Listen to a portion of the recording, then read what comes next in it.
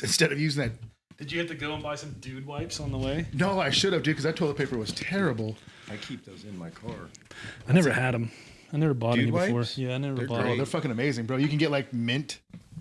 Sometimes I just go and steal a wipe from the baby's room now. Oh, I do that anyway. Yeah. That's my go-to. I mean, I paid for them. Yeah, why not? You know, this baby ain't got no job. All right. Let's open monsters. Lorenzo will go have a heart attack if he has one. Yeah, dude. I'll fucking. Last time he was like, I'm not doing so well. I'm sweaty. We went to the a few years ago. We went to Camp at the Bay, and I hadn't eaten all day, and I was with my wife and all the kids and stuff like that, and it was like noon, a little after noon, and I had a monster, and then when I was starting to get the shakes, I was sitting, and I was like, oh fuck, I was like, I don't feel good at all, and my wife's like, what's wrong? And I was like, I just had a monster. I have nothing to eat like all day. It's my first thing I've cracked open, dude. I was struggling, so I had to go. They had a snack bar or something over there, so I took off, and then my sister comes up looking for me, I guess. And my wife's like, yeah, he started getting the shakes. It's like, oh, it's his diabetes. And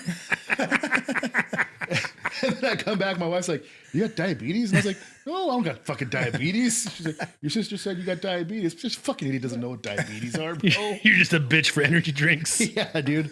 I get fucking crushed if I do shit like that. How many of these things do you think you consume a day? This is my third. Jesus Christ. Yeah. Since what time did you wake up? 3. You woke up at 3 o'clock this morning. Uh-huh. What were you doing at 3 in the morning? Gym. Who's Jim? Curl Fitness and Corona, man. 3 o'clock in the morning, though. Huh? That's the sweet spot. 4 a.m. Huh? I need that time. Like if I go any later, I got to go pick up kids or. What time are you going to sleep at night? Usually 9 or 10. Oh. 6 hours of sleep. Yeah. It's just 5 to 6. Mm-hmm. Yeah, that's about right. Yeah. I've been trying to wake up earlier to go to the gym, but it's not working. Still not working? It's hard. I wake up early. It's far away, dude. Get a closer gym. There isn't any. There's one fucking downstairs. Oh, yeah. Hey, dude, don't point out the obvious, all right? You're making me look like an asshole. I got to step over half the gym equipment to get up here. It's all fucking dusty. It is all dusty. I feel like a lazy piece of shit. But, you know. I got a Peloton in my garage. It's got just dust all over it. Those Pelotons was the biggest money-making scam ever. I don't think it's a scam, bro. Oh, yeah. No, my yeah. wife uses the shit out of it. Oh, well. Do me a favor. Put the keep the microphone like a fist away from your mouth. There you go. There. See how loud you got? Oh, yeah. That's the sweet spot right there, buddy. My wife does those classes all the time. So you've been going to the gym because you've been pretty consistent now for how long? Probably 6 months. Yeah. Yeah. You notice a difference? Oh yeah. Yeah. Huge. Yeah. Yeah, I feel great. Yeah. Energy. My mental, whatever you call it, is better. Just mental health. Yeah. Yeah. Yeah. Feel good. You go what, once or twice a week now?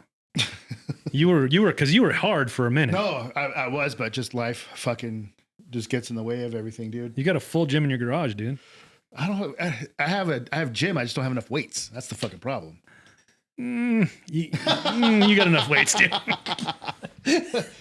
No, I every time I try to go, gotta watch my kid. Abraham's got football. It's one thing or another. My wife's going through it, so I'm just like, yeah. We'll wait. But she's good. She was like, you need to go to like Thursday. She texted me and she was like, you need to go to the gym, and I was like, fucking Abraham's football game. She's like, oh yeah, I forgot. Oh, she's trying to get you to go to the gym. Yeah, it's kind of a sign, huh? Well, because she goes to the gym and she thinks that I'm just kind of putting it on the back burner for everything else. So she feels guilty for whatever fucking reason. Does she go every day? Not every day, no. But she goes when she gets a chance. So she'll probably go a couple of times a week. But then there's plenty of weights for her at the house. So she'll do that. She'll work out. And then like at night, as soon as LJ goes to sleep, she's just like, I'm going to go hit the Peloton for a bike ride. She'll go out there for like 30 minutes. I'm going to go hit the Harley for a bike ride. I was like, all right, I'm going to be defending America in Call of Duty. The commies are trying to get us again. Yeah. Fucking Fabian. When I was exercising, but I do like the Peloton versus like treadmill. I've ridden it like a handful of times. I don't know, like somewhere like not more than 10 times. The fucking seat in my ass. We got a bigger seat, dude. We have a bigger seat with the fucking gel pad on it. It just doesn't feel comfortable. You need to put a Harley seat on there. Put a Saddleman step up on there. I'm going for a ride, Saddleman, where you at, baby? Yeah. It's a whole new market right there. Yeah, it's tough, but no, it's like I said, once I get a rhythm going in the gym, then it's game over, bro. Then it starts going, then you start feeling good and shit. But like, fuck, man. This last 2 weeks, I've probably been like 3 times. The most I ever went to the gym was probably like 12 years ago. And I was going almost every day. And I was way skinnier than I am right now. And I was running like on the treadmill and everything. And that was the first time my hip went out and I couldn't walk. And I haven't really been back much since then. Yeah. Injuries suck. Dude, it's weird because I was fat, probably like as fat as I am now, lost a bunch of weight, going to the gym all the time, and really putting in the work. And then, because my leg is bolted to my pelvic bone. And it's been like that for a long time since I was a teenager. And then I woke up one morning right around when I turned 30 and I literally couldn't walk. Went to the doctor and they're like, oh yeah, you have chronic arthritis in your hip and you need a new hip, like a hip replacement. Damn. And I was like, but I'm not as fat anymore. And I'm like active and I'm doing stuff. And they're like, yeah, that's why. Because now you're active and doing stuff. I'm like, so it doesn't matter. Pretty much. I'm like, all right, cool. So gelato. Gelato. Fucking, what are we doing here? Like, what's the point then? But I aspire to do it again. I got like a heavy bag that's way too high. You can see saw that. I'm like, what do you just like jump off the stair and hit it? I've been really focusing on my high jumps, trying to get up to impressive. that. Yeah, it's not. Haven't hit it in many times. Those Street Fighter uppercuts. Hadouken. So, Steve, you've got a long history in motorcycles. You're coming up. I know quite a bit about it, but you're coming up as pretty interesting to some or to others because you've been around for a long time. Give us a rundown. Give us the kind of your highlight reel of like how you got to where you are today. Okay. It's going to be a long one. That's all right. We got time. We got time. This episode of Shoot the Shit podcast is brought to you by Law Tigers. If you or someone you know has been in a motorcycle accident, make sure you call 1-800-LAW-TIGERS and get the help you need today. If you're on Instagram, make sure you check out lawtigers.ie and follow Chris for all things going on in the community, fun rides, events, and everything else in between. We'll be with him soon doing some rides and having some fun, so make sure you come check us out. 1-800-LAW-TIGERS. This episode of Shooting the Shit with Speed Kings is brought to you by Thundermax, the absolute gold standard in performance. If you want your bike ripping like a pit bull who got into your grandpa's Viagra, you've found the place. Check out all their ECMs at store.thunder-max.com and use code SK10 at checkout. Trust me, we're going to interrupt you many times. Let's see, where do we start? So I went to MMI, did that whole thing, lived in Arizona, which was terrible. Sorry, I couldn't imagine. Arizona people, but I don't know how you do it. Yeah. It's crazy that that's what it's there, or Florida. Is there another one in Florida, right? I don't know. Make it make sense. I don't. Yeah. It has to be because Arizona and their EPA stuff, they're allowed to do it. I'm sure Florida's the same. Yeah. Florida's like the Wild West. So yeah, they just shoot guns at the bikes and MI there. They want. Yeah. But I don't know. Yeah. They were supposed to open one in California and they said no. So I don't know what happened with that. Yeah. Super weird. So yeah, Arizona or Florida. I was like, Arizona, I could drive, come visit. Yeah. I had a girlfriend when I went, which was stupid trying to do that whole focus way too much on her. Yeah. It was real dumb. But anyway, so I did Arizona, MMI, graduated, came back. There was no jobs. Like going into it, they send a counselor out to talk to you. They're like, you'll make $200,000 a year and it's, an exciting career and, bullshit. You know, trying to You're going to get all you. sorts of free motorcycles and no, pussy and boobies. No, you get nothing but dudes and wiener from motorcycles anyway. So, you know. Hell yeah, brother. Hey, nice bike, bro. Hey, what are you doing later? Dude's trying to pick you up at the gas pump. Check out this hog. Yeah. So I got a job at Van Nuys Harley. They're no longer. They're Santa Clarita Harley now. Okay. I was there for 2 years. Yep. Worked in 2 years. Worked in service for a year, and then went back to parts a year, service a year. And that job was whatever. Yeah. The story with that place, I left because a bike fell off a lift. Kind of a funny story. Yeah.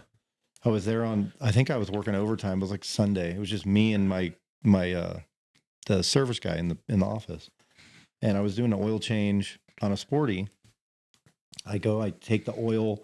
I always would push the air up, lift up the guard thing on the lift. Yeah. Grab the oil, walk over and go dump it. And then when I come back, because it was real slow going up. Yeah. So I come back and be ready. Well, I heard psh, and I'm like, what the heck? So I'm like, lean the bucket down on the wall in the drain tank, and I turn around, the bike's coming down. Well, the lift or the ramp was underneath the lift. Yeah. So the ramp comes down, hits it, and falls over. And I'm like, what the fuck? So I go in the office, and I'm like, Danny. Oh, yes, it was Danny. Whatever. Hi, Danny. How are you? It fell over, and he's like, okay. Well, let's pick it up and let me figure this out. So pull the bike off. We look at the damage, we order parts, whatever. Well, the whole time they didn't tell the customer. So, like a week and a half goes by. I do all the work. I replace everything. This thing had heated grips on it. So it was like a nightmare. I had to replace the grip, replace the cam cover. It was a rubber mount Sporty. So I managed to get the cam cover off without the cams coming out. Yep. Got all that replaced, figured out, whatever. Got it done. Customer comes, gets it. I talk to him. He's like, oh man, it looks great. Thanks. He takes off. 20 minutes later, comes back. He goes, hey, my bike's handling weird. And like, seems like I got new parts on my bike, like new grips. And I'm like, well, yeah, it fell over. We replaced all the stuff. Oh, he didn't know. And he goes, what, it fell over. What? And I'm like, oh my God. I'm like, okay, go in the office and talk to the office. I'm like, I'm just letting you know. I thought they told you. I didn't know anything about it. Yeah. So it's also not my responsibility. No. Yeah. I'm just the worker bee here. Yeah. So I go out and I'm cleaning up. I was working on something else. And then I get the call over the loudspeaker, Steve into my office. So I go in there, and then they're like, oh, you had to have known, whatever. And I'm like, no, dude, I just work here. Like, this is all your deal. Like I did the work. I fixed it, whatever. And the customer's kind of looking around like, what's going on, guys? Like, and I go, hey man, I'm really sorry this happened. I shook his hand and I said, I fucking quit. I was like, told my service manager at the time, I was like, fuck you, dude. I'm like, I just got my knuckles tattooed. Stay true. Yeah. And I'm like, the whole being truthful and having integrity and whatever, that's kind of my thing. And I'm like, I'm not going to lie to a customer. I didn't know. Yeah. So I'm like, I'm out of here. So I pushed my toolbox out. As I was walking out, and I called my dad. I was like, hey, I don't have a truck. Can you come down and pick me up? This is what happened. He's like, yeah, I'll be down there in an hour. As I'm walking out, this guy, Dean, that I used to work with, he's a comedian now, which is funny, but walking out, he goes, where are you going? I go, I quit. And he's like, I tell him the story, and he goes, well, do you have a plan? I was like, no, not really.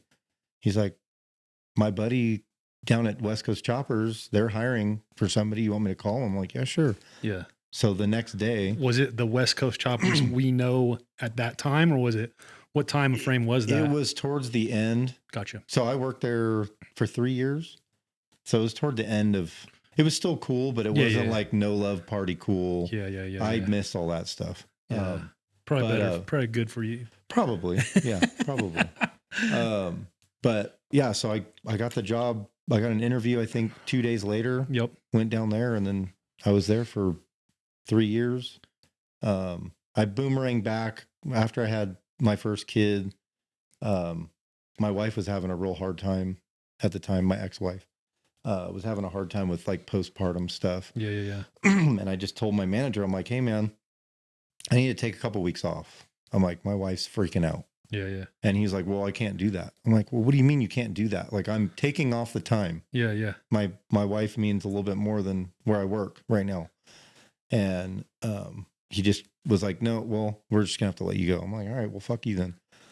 So I went and I worked at a local shop. That was a terrible experience too. Owner was like super racist, called everybody the N-word, like called me the N-word. And I'm like, bro, what is wrong with you? You're white too. Like, what the fuck is wrong with you?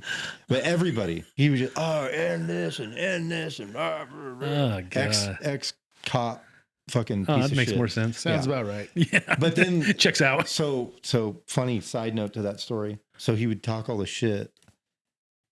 One day we're sitting there and he's like, comes in all like, on a mission. He's like, hey, everybody needs to like, be careful. Watch what you say. My ex-wife's coming in. So we're like, oh, what the fuck? So my buddy Andrew that got me the job there, he goes, just wait until you see his ex-wife walk in the door and everything will make sense. And I'm like, okay. So I'm sitting there working. She was black. And like, she was like the chief of a department. So she was like, not only like his ex-wife, but like the law. She was the boss. Yes. So boss she walked hog. in and she met everybody, super nice lady, whatever. And dude, just his asshole was puckered the Was she whole hot? time. Not my style. Gotcha. Not my Gotcha. style. But yeah, dude, he was on his best behavior. And then she left. I'm not joking. And As right back to- soon as she walked out the door, he was all, and just said it all like hard R, the whole deal. I'm like, dude, Like he was holding in his Tourette's? He was holding it in. Yes. So that place was terrible. Oh, wow. It was real bad. But how many shops have you worked at, like on dealerships altogether? dealership only one. The only one? Thank God. It's not for me. And then how many shops, Shops, including your own? God, 10. Oh, really? Yeah, a lot. Wow. Yeah, I bounced around. Yeah. I just kind of go, I don't know. I mean, just- it seems to be that way. That's kind of the weird thing about this industry, right? I mean, that's not uncommon to hear. No, You not know, at all. I just didn't know it was that many. Like, Yeah. I didn't know your body count was that high. What can I say? Yeah. I get around. Yeah. It's a traveler, bro. He's a traveler. Yeah. Yeah. I mean, it was fun. Like I got, I worked at West Coast Choppers, which was great. Like shout out to that whole situation. Cause Yep. if it wasn't for that, I wouldn't know half the people I do. Yep. I wouldn't know what I know now. Like there's Yeah. no way. So it was just, I was thrown into an environment and it's like, hey, Sink or you swim. have to learn how to machine because that's part of your job. Yeah. So I learned how to use the lathe really well. Yeah. So that was where I learned everything basically. So you need wheel spacers. I know where to go. Dude, wheel spacers are, my thing.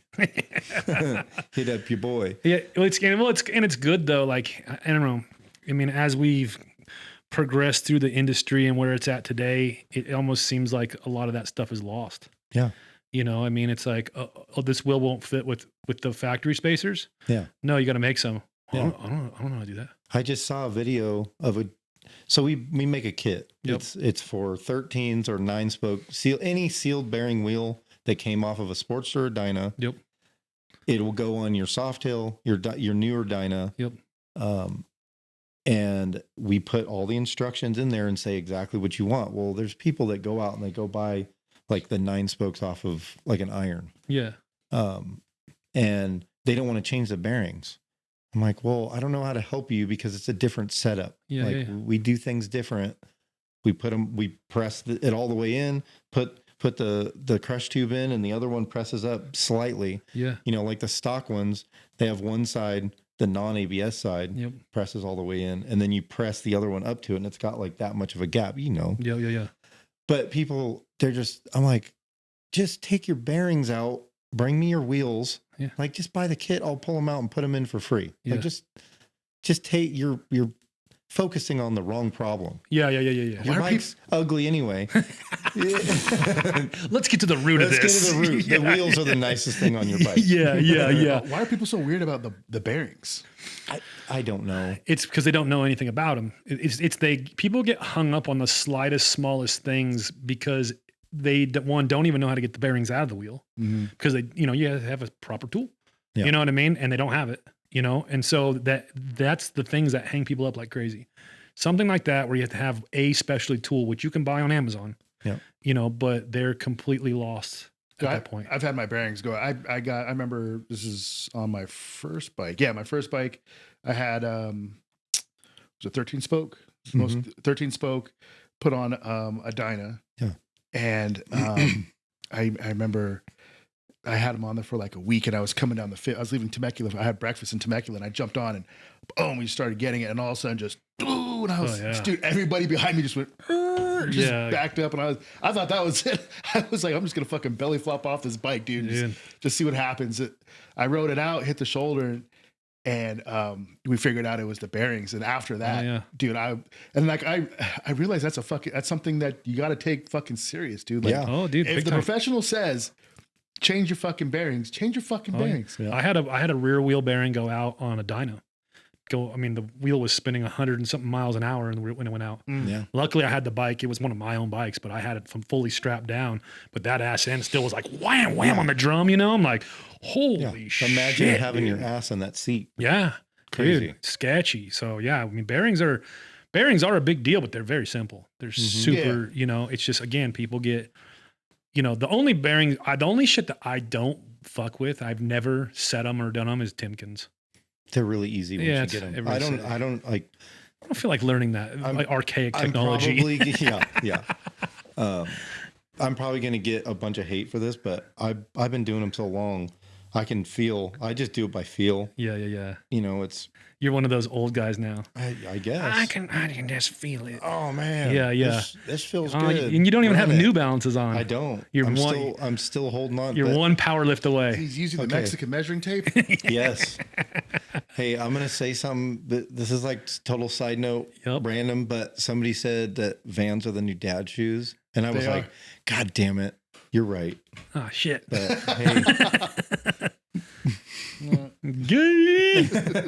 You're just trying to make those look like you actually go to work. Like blue collar? Yeah. Cosplay? Yeah. He's got his cosplay. He never wears those, dude. Wouldn't it be crazy if work dudes actually like LARPed, but they just went and like acted like they were working? Oh, yeah. Like live action role play, but it's work. The work edition. I bet you that's they're at the park, like building structures. They got like their kids like plastic saw, and they're trying to cut down a tree. Little Home Depot apron. Yeah, the little one. Yeah, when they're tiny one. Oh, dude, it's crazy. I always say, like, if your man don't know how to start a chainsaw, dude, he doesn't deserve that beard. No. Yeah. Fuck. It's a weird world we living in. But all right, back to motorcycle shops. Yeah. Anyway, so after the N-word shop. After the N-word shop, I got called back. I got called back to West Coast Choppers. They kind of did like a management change, kind of whatever, and I went back. So I worked there for another year until that was like the end. And so I was like not the last group of people, but the second group. Yeah. And I straight up, after everything, I went in and talked to Jesse, and I was like, hey man, I really appreciate the opportunity. I love working here, And he's like, dude, honestly, he's like, we're just going to finish out these bikes and I'm done. He's like, I'm just tired of my nice things on people's ugly bikes. And I was like, I get it. Yeah. You put a lot of money and design and whatever into a product, and then it goes on to a stock bike, and you're like, yeah, I don't like that. Yeah, that's not what we signed up for. Yeah. So he was like, nothing personal. If anything comes up in the future, I'll definitely give you a call. And he was like, you make more money than the next guy. So, naturally you're out. So yeah. It's like, yeah, no, whatever. Is what it is. So then after that last time I went back, I was working with Scott Jones, who had Noise. Yep. Noise. Yep. And, he's out in Tennessee now too, right? He's in North Carolina. Oh, North Carolina. Yeah. Okay. He actually might be moving out here. Oh, really? Again. Yeah, I heard. So wow. Maybe. Because he still doesn't. He doesn't really do noise anymore. No, does he? he. I think he's got a shop on his property, or he rents a shop just for his own stuff. Gotcha. I don't really know what he's doing, really. Yeah, but I was never really close to that guy, but I always liked him, and I always liked his style. He had it was cool. He is probably the most underrated, talented motorcycle builder that has been. It seems to be that way with some of these guys, especially. That's like one of the things we share is like chopper stuff and like that kind of stuff that we enjoy, and it seems to be that way though with these guys who don't want to really focus on the social media side of things. Yeah. And I know he did for a minute there, like when Wampy was working with him and stuff, but he kind of stepped away from it. Mm-hmm. And I mean, and he was always a phenomenal, talented builder. What was that tiny dancer bike? Mm-hmm.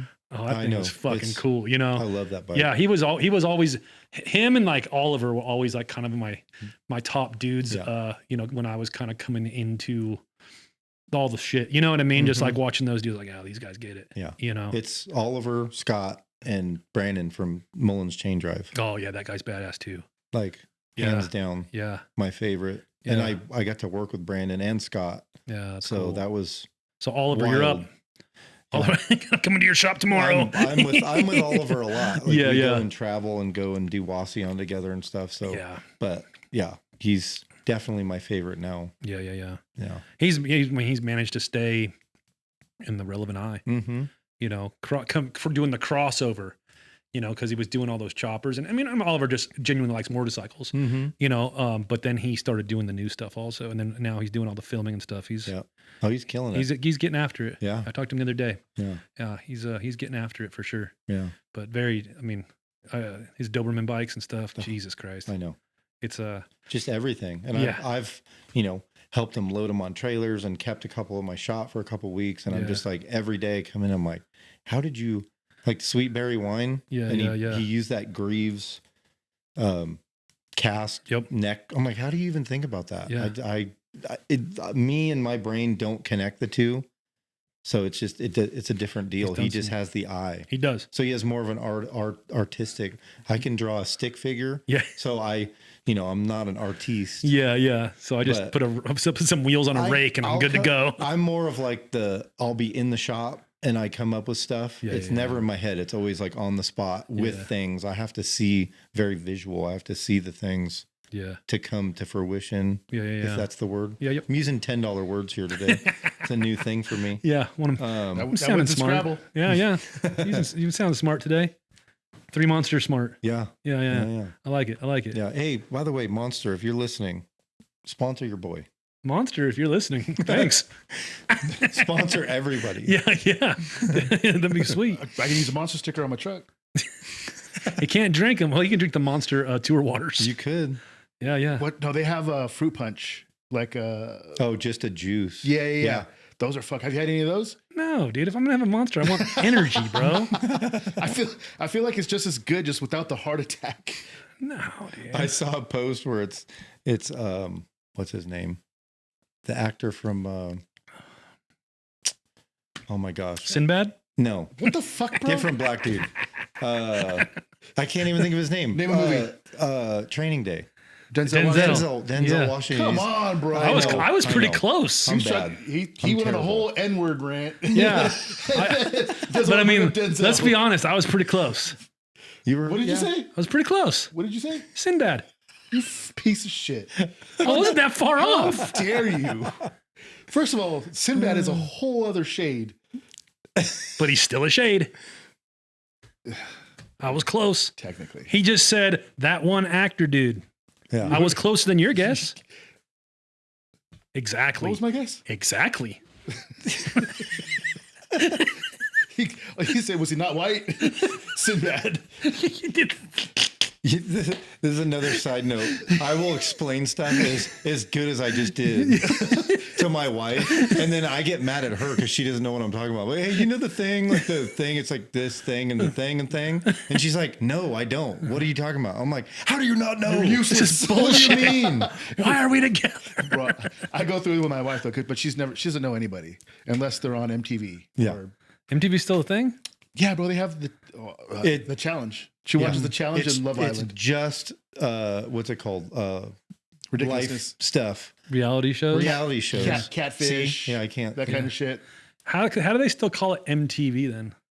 Piece of shit. I mean, does anybody make music videos anymore except for YouTube? I heard Spotify. Yeah, they still make music videos. I mean, yeah, people do make them. They're on YouTube, like you said. But I heard Spotify is going through a beta version of playing the music videos when you put do the app on your TV. Oh, that's cool. That'd be pretty I think sick. that'd be That's sweet because I watch a lot of like 90s like grunge like channels and stuff. And I mean, they already have all the videos are already made for that shit. Right. You know, I'm like, I just want to watch the music videos. Yeah. That'd be cool. 90s grunge? You're a big 90s grunge guy? Me and Amy do a lot of 90s grunge. That's probably Alice in Chains one of and my stuff. top. Soundgarden? Yeah. Yeah. That's. I mean, I was in Alice in Chains junior is high and fucking- high school in the Oh, yeah. 90s. Yeah. I've been tired of like country's real popular right now. Mhm. And it seems like everybody's got cowboy boots on and nobody owns any of the property. No. So we Don't you fucking look at me when you say that? Like, how dare those aren't you, cowboy bro? boots though. You, My bad. you just don't own any tools. I got all the tools. I just don't know how to use all of them. Just in case. No, because we play, with the baby, we don't do TV. Yeah. It's like fucks their brains up. Yeah. So we just listen to music all day. Yeah. It's better for the babies anyways. Yeah. And so, all day it's either Spotify or Pandora. And I was looking in, I was like, man, it'd be so, cause like sometimes you'll get it and it just like plays like a quick clip or something on your phone, like when you're, it's like a little 5-second loop thing. And I'm like, man, how cool would it be if on the TV you could get to play the music videos, like when you go to those weird restaurants and they have the music videos playing. And which they actually do have channels on YouTube. You can find like 90s grunge like music video channels, and it'll sit there and just play music videos for 10 hours. Playlist, Yeah, but supposedly Spotify's in beta on that. That'd be dope. cool. I'd probably be listening to some. I'd pay an extra $5. Yeah. Back I that would. thing up. Back that thing. Some Sir Mix-a-Lot. Thong, ta thong, thong, thong. Dude, Sir Mix-a-Lot had a video back in the day called "Put 'Em on the Glass." Did anybody ever see that? Probably not. Dude, this shit. You could probably go on YouTube. I remember seeing it on YouTube unedited. Yeah. Not blurred out, just fat tits. Like it's a car wash. It's like it's an urban car wash, and like just I'm they're listening. just dumping them on the glass. I'm listening. When I was a kid, my dad moved to Albuquerque, and I would go out there and visit. And in Albuquerque, they had this channel called The Box, and it was you call in, and you pay a couple of bucks, and you can request a video, and the video comes up. You can do it as many times as you want. My dad would do it, so they would Put 'Em on the Glass Over and over and over. not over and over and over again, but he was like, check this video out. Look at these titties. I was just, and my dad was sitting there just glued, just like, huh? Huh? And I was like, this video is pretty fucking How sick. old were you? Oh, bro, I was like 6th grade. I thought you were going to say 6. I'm like, damn, your dad was tight. Yeah, he was like showing you something right there. He was like, Yeah. No, Do you like those? yeah. no, but I remember being a kid after my parents separated. I would get like a month with my dad. Not close to my dad, but I would get a month. But my dad would hang out for a little bit and then just dip out, and I'd be just stuck with my grandma. Normal dad shit. That's just normal dad shit, dude. But like he would take me like to the ber. Yeah. Like in Long Beach, there was this old bar called Barney's. I remember being a little. I was probably just a little older than 6, but I remember being in the bar, and my dad was like, he'd be like, check that out, and I was like, yeah, and he was like, I'm hitting it, and I'm like, I don't know what that means, bro. He's You're like, punching her? He's like, what do you think about that? And I'm just like, I don't know, man. It took him years to realize it was domestic violence. Has she always been missing a tooth? Like, what the fuck, dude? Since yesterday. Ever since I noticed there was eggshell in my breakfast. But no, my dad was fucking. He was a savage like that, dude. Yeah. I'm just like, fuck, bro. I'm a kid. Like, I can't imagine I was watching my oldest son. He's 14, and I was watching Blade Trinity, and he comes down and he goes, "What are you watching?" I was all, "It's Blade." I was like, "You might actually like it." And he goes, "Looks interesting." I was like, "Let's start the series." And he goes, "All right." So the other day we were sitting down on the couch, and in Blade 1, the scene where they're in the club at the beginning, one of the main villain characters, he was sitting on the couch and he was like making out with some chick and then just getting his pee sucked by another chick or whatever. And I was like, his piece, his dick. Yeah. And so I was like, look away. And you just look down, bro. I'm just like, I don't, he knows like some of this stuff, but I don't think he's ever seen some of my kid's pretty 14. He goes to church a lot. But he's got a phone, man. I don't know. He does it. I don't know. I wonder about these kids. You know what I mean? Like how because I mean, I'm not arguing with you. Bam, great kid. He does seem a little like sheltered. You know, he also has a Jerry curl. But a perm. It's a perm. Yeah, same. What's the difference between a Jerry curl and a perm? I don't know. I think a perm stays a Jerry. Well, I don't. It just depends on your skin color. I think white people get perms and. Yeah, I don't think you can be white and be like, "Hey, check it out, check my Jerry curls." I think they'd be like, my J curl. Racist. Racist. Okay. See? Yeah. Another but I thing. don't know. I don't know. I could be totally wrong. Well, you're probable cause brown, so I listen to you. But I wonder. I mean, like, I think about back to like the first time I like seen like a nudie magazine. I mean, fuck, we were little. Oh, I was probably 10. Easy. I think. Yeah. Right around there. We were riding our bikes. We found one in a field. Yeah, same. Yeah. How come nobody ever finds porn like just out and about anymore these days? There's no more magazines. That's why. Like everyone's got their phones. What are you gonna do? Find somebody's phone? An open phone full of porn over there. Yeah. I remember being at the liquor store that had like the regular magazines and it had the rack with the covers on it. Yeah, dude. And in Long Beach, they had the liquor stores or the video stores, and then it had the beaded curtain. Yep. Oh, yeah. Dude, busted my grandpa coming out of there a few times, too. Oh, I dropped a quarter. It rolled in there. Dude, oh, fuck. I probably shouldn't tell this one, but my grandpa was mayor up there for a period of time. And he got busted walking out with that brown bag of the nudie movies, dude. He got pulled over with midget porn under his seat. Runs in the family, dude. Runs in the family. Dude, it was wild.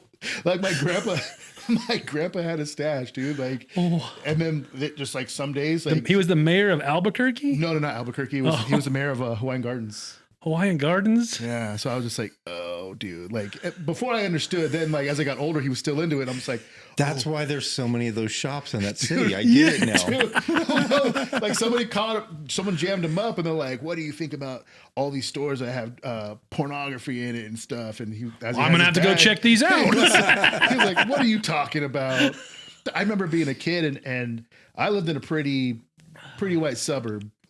You know, when we, the first house we lived in. That explains your street cred. Yeah, dude, pretty white. And there was a house that had been burnt down. Like when we moved there, I don't know how long it had been burnt down for a couple of years. And then it had a basement, and so we heard it was haunted or whatever. So like we were checking it out, and I was 7th grade. And I remember I walked down there, bro, and like it was just like the holy grail of just porn. Oh yeah, and there. Mind you, thinking back now, haunted titties. If I was to find it, I'm not touching it.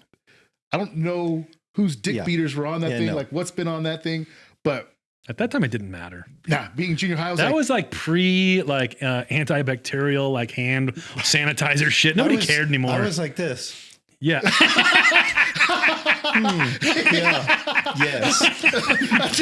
That page was salty. Fucking pages are stuck over here. What is this, jelly? Oh, yeah. I've had this before. Dude, there was a pocket porn book. It was like this. It fit perfectly in the back pocket. And then I thought you were gonna say a pocket pussy. I was like, whoa. Dude, we're going deep now. So we'd always leave it there, and me and my friends, we'd sneak back in there like every once in a while, like, oh, dude, it's still fucking here. It's like, yep, dude, still the same boy. Like, we're just like, yo, look at that. And then one day we noticed that some of the material was starting to be missing or whatever. So I was like, well, let's fucking get this out of here, dude. So me and my friend, we scooped up what we could, and I had the pocket one in my hand, but I had it kind of like folded up so you couldn't really see it. Started walking down my street, and there was this old fucking. So you're just carrying magazines? No, it was just like that. My friend had he had the Jinko pants, so he had them. Oh yeah, he had them rolled up in his back pocket. Like 12. That explains the biohazard tattoo on your neck. Dude, I didn't have the Jinko pants. Yeah, but if you're hanging out, we butt do. Fair enough. So we're walking down, and then me and my friend, we were just like, dude, because it wasn't like a Hustler or it was the no name brand porno magazine with the chicks' phone numbers in it and shit. It's aggressive, bro. Like there was just some chick just like some BDSM shit, spreading cheeks and just diving in. That's Mike Honcho. This is before like eating ass was eating ass. Like this was aggressive, and I was like, dude. So I was just like, bro, this is fucking crazy, dude. And we're just walking down the street, just a residential area, and this old fucking man. He was like the great grandpa of. Oh, you just got his stash, didn't you? No, I mean, it was going to become his stash. That's my World War II stash. That's exactly what he yells. So we're walking down there, and he always just sitting on his porch. He had a porch swing, and he was just out there, just hanging out there. Never ever said anything to any of us. We'd always see him when we were walking home from school. Never said anything to us in the whole year that I've been going to this school. And then all of a sudden, he was like, "Hey, what do you got there?" And we're like, "Oh, fuck, we're busted, dude." Like, so being the fucking nerd, I was like, dude, I was like, it's an inappropriate magazine. He goes, "Let me see that." So I was like, fuck, dude. He knew what it was. So we go over to his little thing or whatever, and he's on his fucking swinging fucking chair, and he's just like, "Huh, look at that. Oh, she's enjoying lunch, huh?" I was like, what the fuck? Wow. What the fuck, dude? So then he was like, all right. He was like, "Man, my hand's going to go numb." At the time, I didn't know what that meant. But he's like, "My hands are going to go numb later." And he's like, "Yeah, it's good stuff." He's like, "So, good stuff, good choice." And then he handed it back to us, and we just left, bro. And I was just like, that old man's fucking cool. I mean, now, thinking back. Now he's like, that old man's a fucking pervert, dude. Dude. And I remember I was with another friend, and I was talking about how this just fucking happened. And I was like, yeah, me and my friend Chris, we were walking down here looking at this porno, and this fucking old man right here seen it. And all of a sudden I hear from the window, "Hey, you got more?" And I was like, "Oh, shut the fuck up." He tracked you down? Bro, no, we were walking in front of his house when I was talking about it, but he was inside his living room. And he seen us out the window. He liked you guys after that. We had the aggressive shit, dude. We had the aggressive shit. That was the highlight of his life. Bro, yeah. And then of course I had a twin bed with the drawers underneath it. I would pull the drawers out and I would stash. I used to hide my drugs and everything in there. Yeah. But fucking one day I come home from vacation. Dude, vacation always fucked us. Bro, Don't ever leave your room when you're stashing stuff as a teenager. It was all gone. Bro. Your parents ransack your shit when you leave. Yep, bro. Same shit happened to me. Didn't say anything Found about the all drugs, my weed and nothing. my tobacco and fucking all sorts of shit, dude. Yeah. And when you get home, everything, "Oh, welcome home." Yes, that's what happened, bro. Oh, so nice to have you back. And you're like, "Man, Mom really loves me right now. This is cool, man." And you go in your room, you're like, Wait a minute. I never vacuumed this fucking room in my life, dude. What in the fuck is going on here? And you notice your stash at fucking drawers fucking... And I'm motherfucker. So I was in your room when you were gone. And here's what I found. Oh, you lucky bastard. Yeah, and you just dump all your shit out, and you're like, "Oh, I ain't mine. I don't know." my parents never talked to me about any of it, bro. They never said a word. I just fucking sat I got there. grounded. Oh, no, I didn't. Oh, yeah, dude. I was always grounded. I think they knew the stress of jerking off so much. Bro, Victoria's Secret magazines in there, bro. The catalogs. Bro. That's where that went. Dude, pretty sure I see a nipple there. Yeah. I'm going to go in the bathroom to make sure I really see this nipple. Third shower today, huh? All right, Fabian. Oh, God. Yeah, wild fucking, yeah, that just, it's, and it's funny because I knew they knew because then my dad started kicking you when you're watching Tango and Cash. No, when I went to go visit my dad, he was like, "Your mom told me she found your stash, huh? What'd you have?" And I was just like, "Fuck, bro." Fucking tell. And I remember I had just I just came back from Albuquerque and I had just like a gang of weed, like I had just like the most money I ever spent on weed, and it was all fucking gone. I was like, "Oh." How old were you? I was like 13, 14. Mm-hmm. Junior high. 13, That was 14. you were probably what, freshman then? Right Yeah, there. I think I was freshman. I got busted junior high. That's when I went to go stay with my grandparents for a few months and come back. Nope. Everything fucking busted, dude. Why would you clean your child's room? I don't know. I'm not cleaning my kid's room. We do it to my daughter because she's a troublemaker. So Is she? We got to try and find. Yeah. Oh yeah. We're going through it with her right now. How old is she? 15. Oh yeah, Ben just got out of that stage, bro. There's hope. Yeah. There's hope on the other side.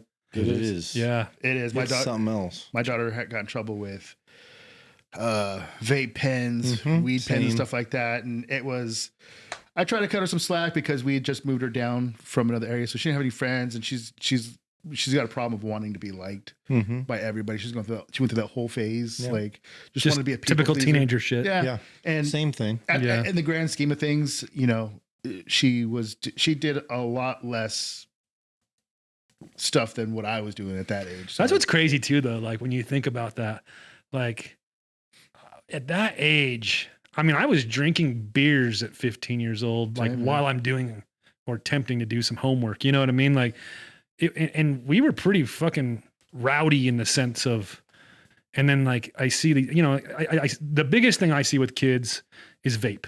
Yeah, that's but I started smoking cigarettes when I was in 6th grade. I would keep fucking packs of cigarette in the gym locker, like in fucking, cause I walked to school. We were all smoking cigarettes. I thought we were fucking cool as shit. Yeah, it is cool. Yeah. Well, it's cool. Yeah. It's cool now. Huh? Like that was back when you could buy the GPCs remember you go to the liquor store and had the big thing right there. And they were just all this loose packs of cigarettes. Yeah. Before everything was locked behind this counter and stuff, Well, you used to sell them in vending machines. Oh yeah. Yeah. Yeah. No, it was a fucking. And I would steal stuff all the time. I got suspended from school for stealing. Yeah, no, I was a little thief. I went through that too, and then I went through fucking pulling the door off my daughter's bedroom. Yeah. Oh, you did the whole door thing? Just did that. I took the door off. Oh, yeah. It's a thing, huh? In the thick of it right now, dude. I found old cans, so we kind of eliminated alcohol. And she's like she will understand like now because she's 16 now. Not that she's like some mature adult or whatever, but I was even worse at 16. She's flipped it around and drinking and driving for the last year or so. She's fucking. I'm like super impressed with like how well, because I mean there was a time where I was just like, fuck, bro, like I'm just gonna have a terrible child. Like you don't want to accept it. But I told him to take her to the fire station. Yeah, is it too late? There's no like age discrimination. I said the other day I was like, I'm going to enroll you in the military and I'm just going to drop you off. My mom had the brochures. She literally had the brochures from military school. Yeah, no, and I was like, ooh, I don't know if I want to do that. Yeah.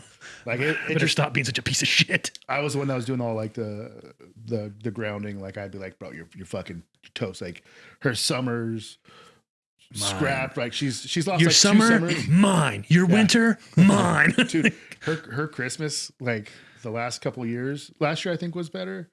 But there was where I was just like, bro, you got a sweater. Like don't think for anything. And then you know what? This sleeve is mine. You just cut a sleeve off of it, dude. Just as a reminder. But, like we got taking her your elbows. Yeah, I own you. We got her in a cheer, and so she's taking that serious, and then she knows she fucks up. I mean, she's not doing cheer now; she has a broken fucking hand, but she would. She knows, like, she took it serious. Like, she wants to cheer. She knows she's got to fucking, her grades got to be up. She can't be caught fucking around because like they'll show you pictures and stuff. Like she got in trouble because she had a picture going around of her vaping or whatever. And they showed the coach, so she got pulled from one of the big tournaments. And that was the last time we had an issue with anything because she was supposed to go to, I think it was the Vegas show. One of the big tournaments, she couldn't participate. They're like, that was your punishment. So they pulled her. Yeah. So after that, she kind of realized how things were serious, and so she doesn't mess around. She gets a lot of shit from other kids at school because she doesn't fucking party. She's not doing all the stuff that they're doing, so they think she's a square. So they kind of don't include her and stuff like that, which she gets. But she just, you know how teenagers are going to teenage. Yeah. But she knows she drives now. And like we told her, like that's a fucking big fucking deal, dude. Huge. So she's been cool. And then my wife was telling me, she was like, yeah, like I forgot something. She was just like, I'm trusting you to do that. She was like, I'm not trying to mess up. She was like, I'm trying to get presents this year for Christmas. Wow. Yeah, so she's joke's on you. Yeah. So it's fucking, I'm telling you, bro, like there was times where I just thought like shit would not, I thought I was just like, bro, I'm going to be the worst fucking dad. Like, but I just fucking kept on it, and then it clicks. Yeah, it clicks, bro. Like, is your daughter, that's your oldest one? No, that's the second. That's the second daughter, the middle child. Gotcha. My oldest, I never had a problem. She's in college. Oh wow, responsible, drives. You know, the whole. They say it's always the middle child, though. Yeah, they say it's always the middle child. Kayla was the middle child. Yeah. They said that's the statistic. They say it is. I don't remember the number. I read it though, but it said it's more. There's like a big percentage that the middle child will end up in jail versus the oldest and the youngest. Well, I caught her stealing from Target, and I took her back to Target. But first, I went to Target, and I was like, let me talk to your HR, and I was like, if I know somebody that stole something, I brought him back. what happened? What happens? Like, are you guys calling the cops? Because if you call the cops, then I'm gonna have a problem with you. It's like, what do you want us to do? And I was like, scare her. They're like, all right. So I brought her back, bro. It was like, oh yeah. And then they're just like going. I mean, they were super lame about it. Like, I just thought they would be a little bit better prepared. Yeah. To kind of scare someone. But they're like, it's really bad. It was like a Saved by the Bell scaring. yeah, dude. But I mean, she smoked marijuana. it got across, and as far as we know, she hasn't stolen. Yeah. So she's. As long as at least you don't know about it. Yeah. That's the biggest thing. That's what I learned. Like, don't get caught. Mm-hmm. And I still fucked up all through high school. I just didn't get caught. That's why I tell my daughter, I'm like, dude, she's smart. She's super, like, A's and B's smart kid. I was like, you're just not smart enough to do sneaky shit. And I was like, you're posting yourself doing this shit. Yeah. I was like, you're an idiot.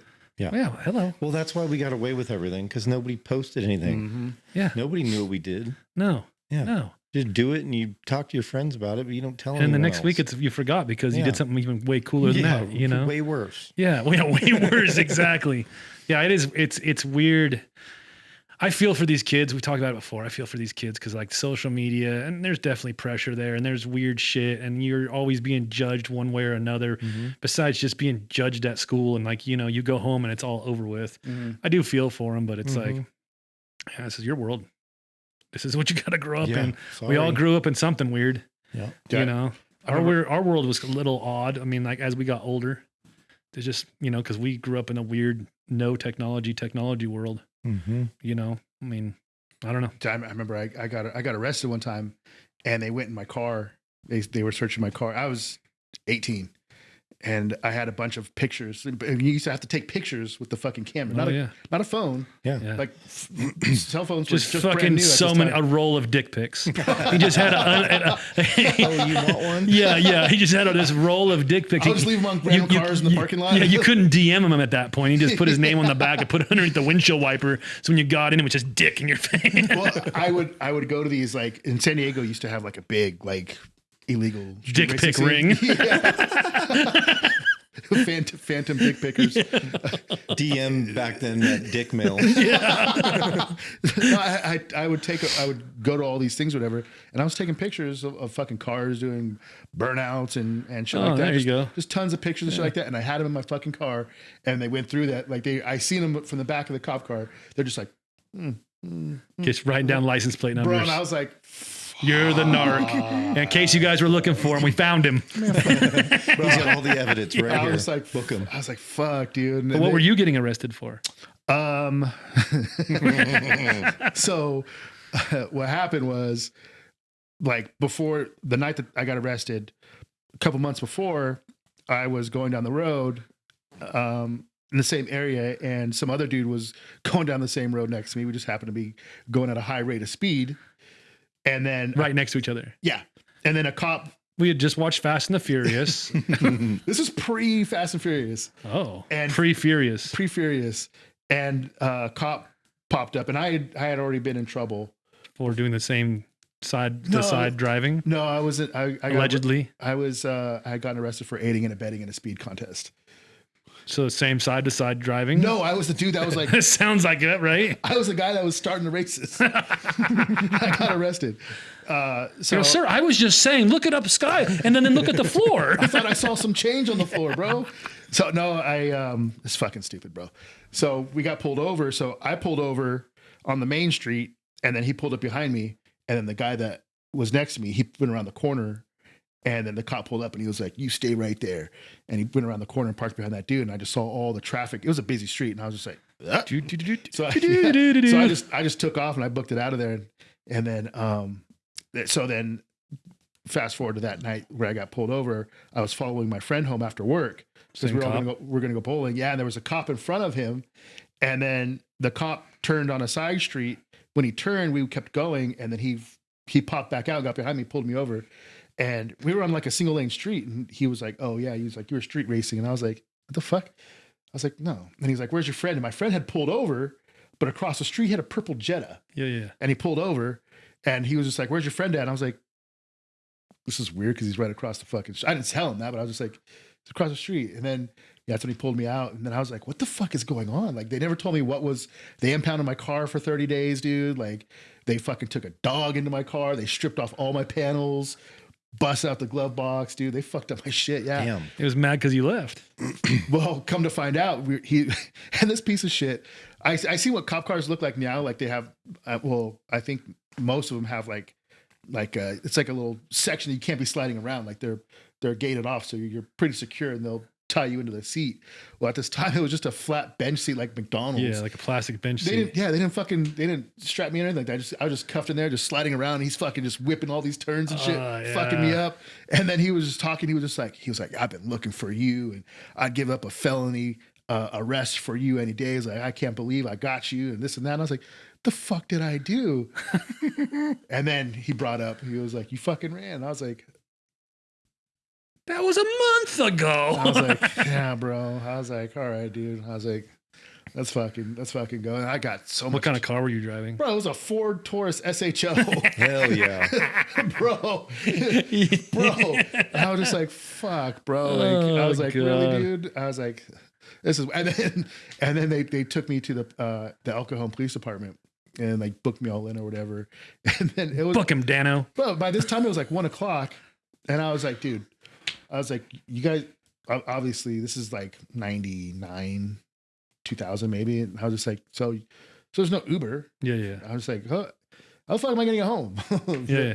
He was like, not my problem. I was like, you can't get me right home. He was like, get the fuck out of here. And I was like, you asshole. Yeah, please? Bro, I ended up getting like, because they said I was street racing at that night. Yeah. And side by side going over like 90 miles an hour. And I was just like, bro. And then I remember I went to court for it. And then they were just like, they told me that the defender they gave me or whatever, he was just like, yeah, he was like, I would fight this, bro. They're trying to make an example out of you. He was like, just fight it. And I was like, okay. So I said not guilty. And then I come back to court. And then I got a new public defender. And they were just like, why'd you plead not guilty? And I was just like, you guys told me not to plead guilty. And he goes, yeah, no, dude, you're screwed. He's like, you're probably gonna get all kinds of trouble. I ended up getting like 2 or 3 points on my driver's license. I had to go to repeat offenders class, dude. Oh wow, repeat offender street. What's repeat offender street racer class like? Well, that's the thing. It was all for people with DUIs. Oh, that's even worse. Dude, I was in there with the people. Like, hey, I crashed my car. What did you do? I was like, nothing, bro. I was just going down the street. And I got busted for some shit. I was driving a Taurus. Yeah, bro. I was like, why the fuck, dude? The class was so fucking stupid because it was like 3 nights, like in some hotel lobby. And then the guy was there donuts? No, dude, there was nothing. The guy leaves halfway. The TV lies to me nonstop. On the last day of class, the teacher fucking leaves. He's like, oh, I got to go pick up my mom's prescription. So he leaves. He's gone for like an hour. It's a DUI. No. That'd have been great. Gets arrested for street racing. This dude's gone for an hour and it's like younger people, like in their 20s or whatever. Everybody's just like, fuck this dude. It's his fault that we're staying this late. He's like, I'm leaving. He was like, I'm signing my name on the board and I'm leaving. And everybody's like, yeah, I'm gonna sign my name. I'm gonna fucking leave. They're treating it like college class. Like if the professor's not there, yeah, in the first couple of minutes, everybody's class is out for the day or whatever. So they started pulling that shit. Like 4 of us stayed behind because I wasn't trying to do this shit again. Yeah. And then fucking guy comes back like 10 minutes after they leave. He's like, why are all these names on the board? Fucking chick was like, they all said that if you fail them out of the class, they're going to complain about you, blah, blah. And he's like, I don't care. He's like, they're all failing out. They're like, you guys are good. No more tests. Like, cause you have to take a test like together. It was like, you guys are good. He's like, I'll fill out your guys' test for you. He was like, these guys are going to have to redo the entire course. What a dick. What a fucking dickhead, dude. Dude, I was just like, fuck that, dude. Yeah, what a fucking dickhead. I mean, he left. Yeah, I mean, technically, but I wasn't trying to risk it, bro. Because that costs money to take that course, dude. Yeah. Like, and then the last time I got jammed up for something, the first time when I got in trouble, they were going to assign me fucking community service. Let's get that on the community service. And I had to pay a whole bunch of money. I I wasn't trying to do that shit all over again, dude. So as you see, we digress quite often. So we're still after the N-word shop. Let's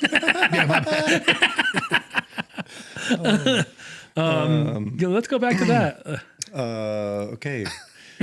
So after the N-word shop, I went back to West Coast Choppers. Yep.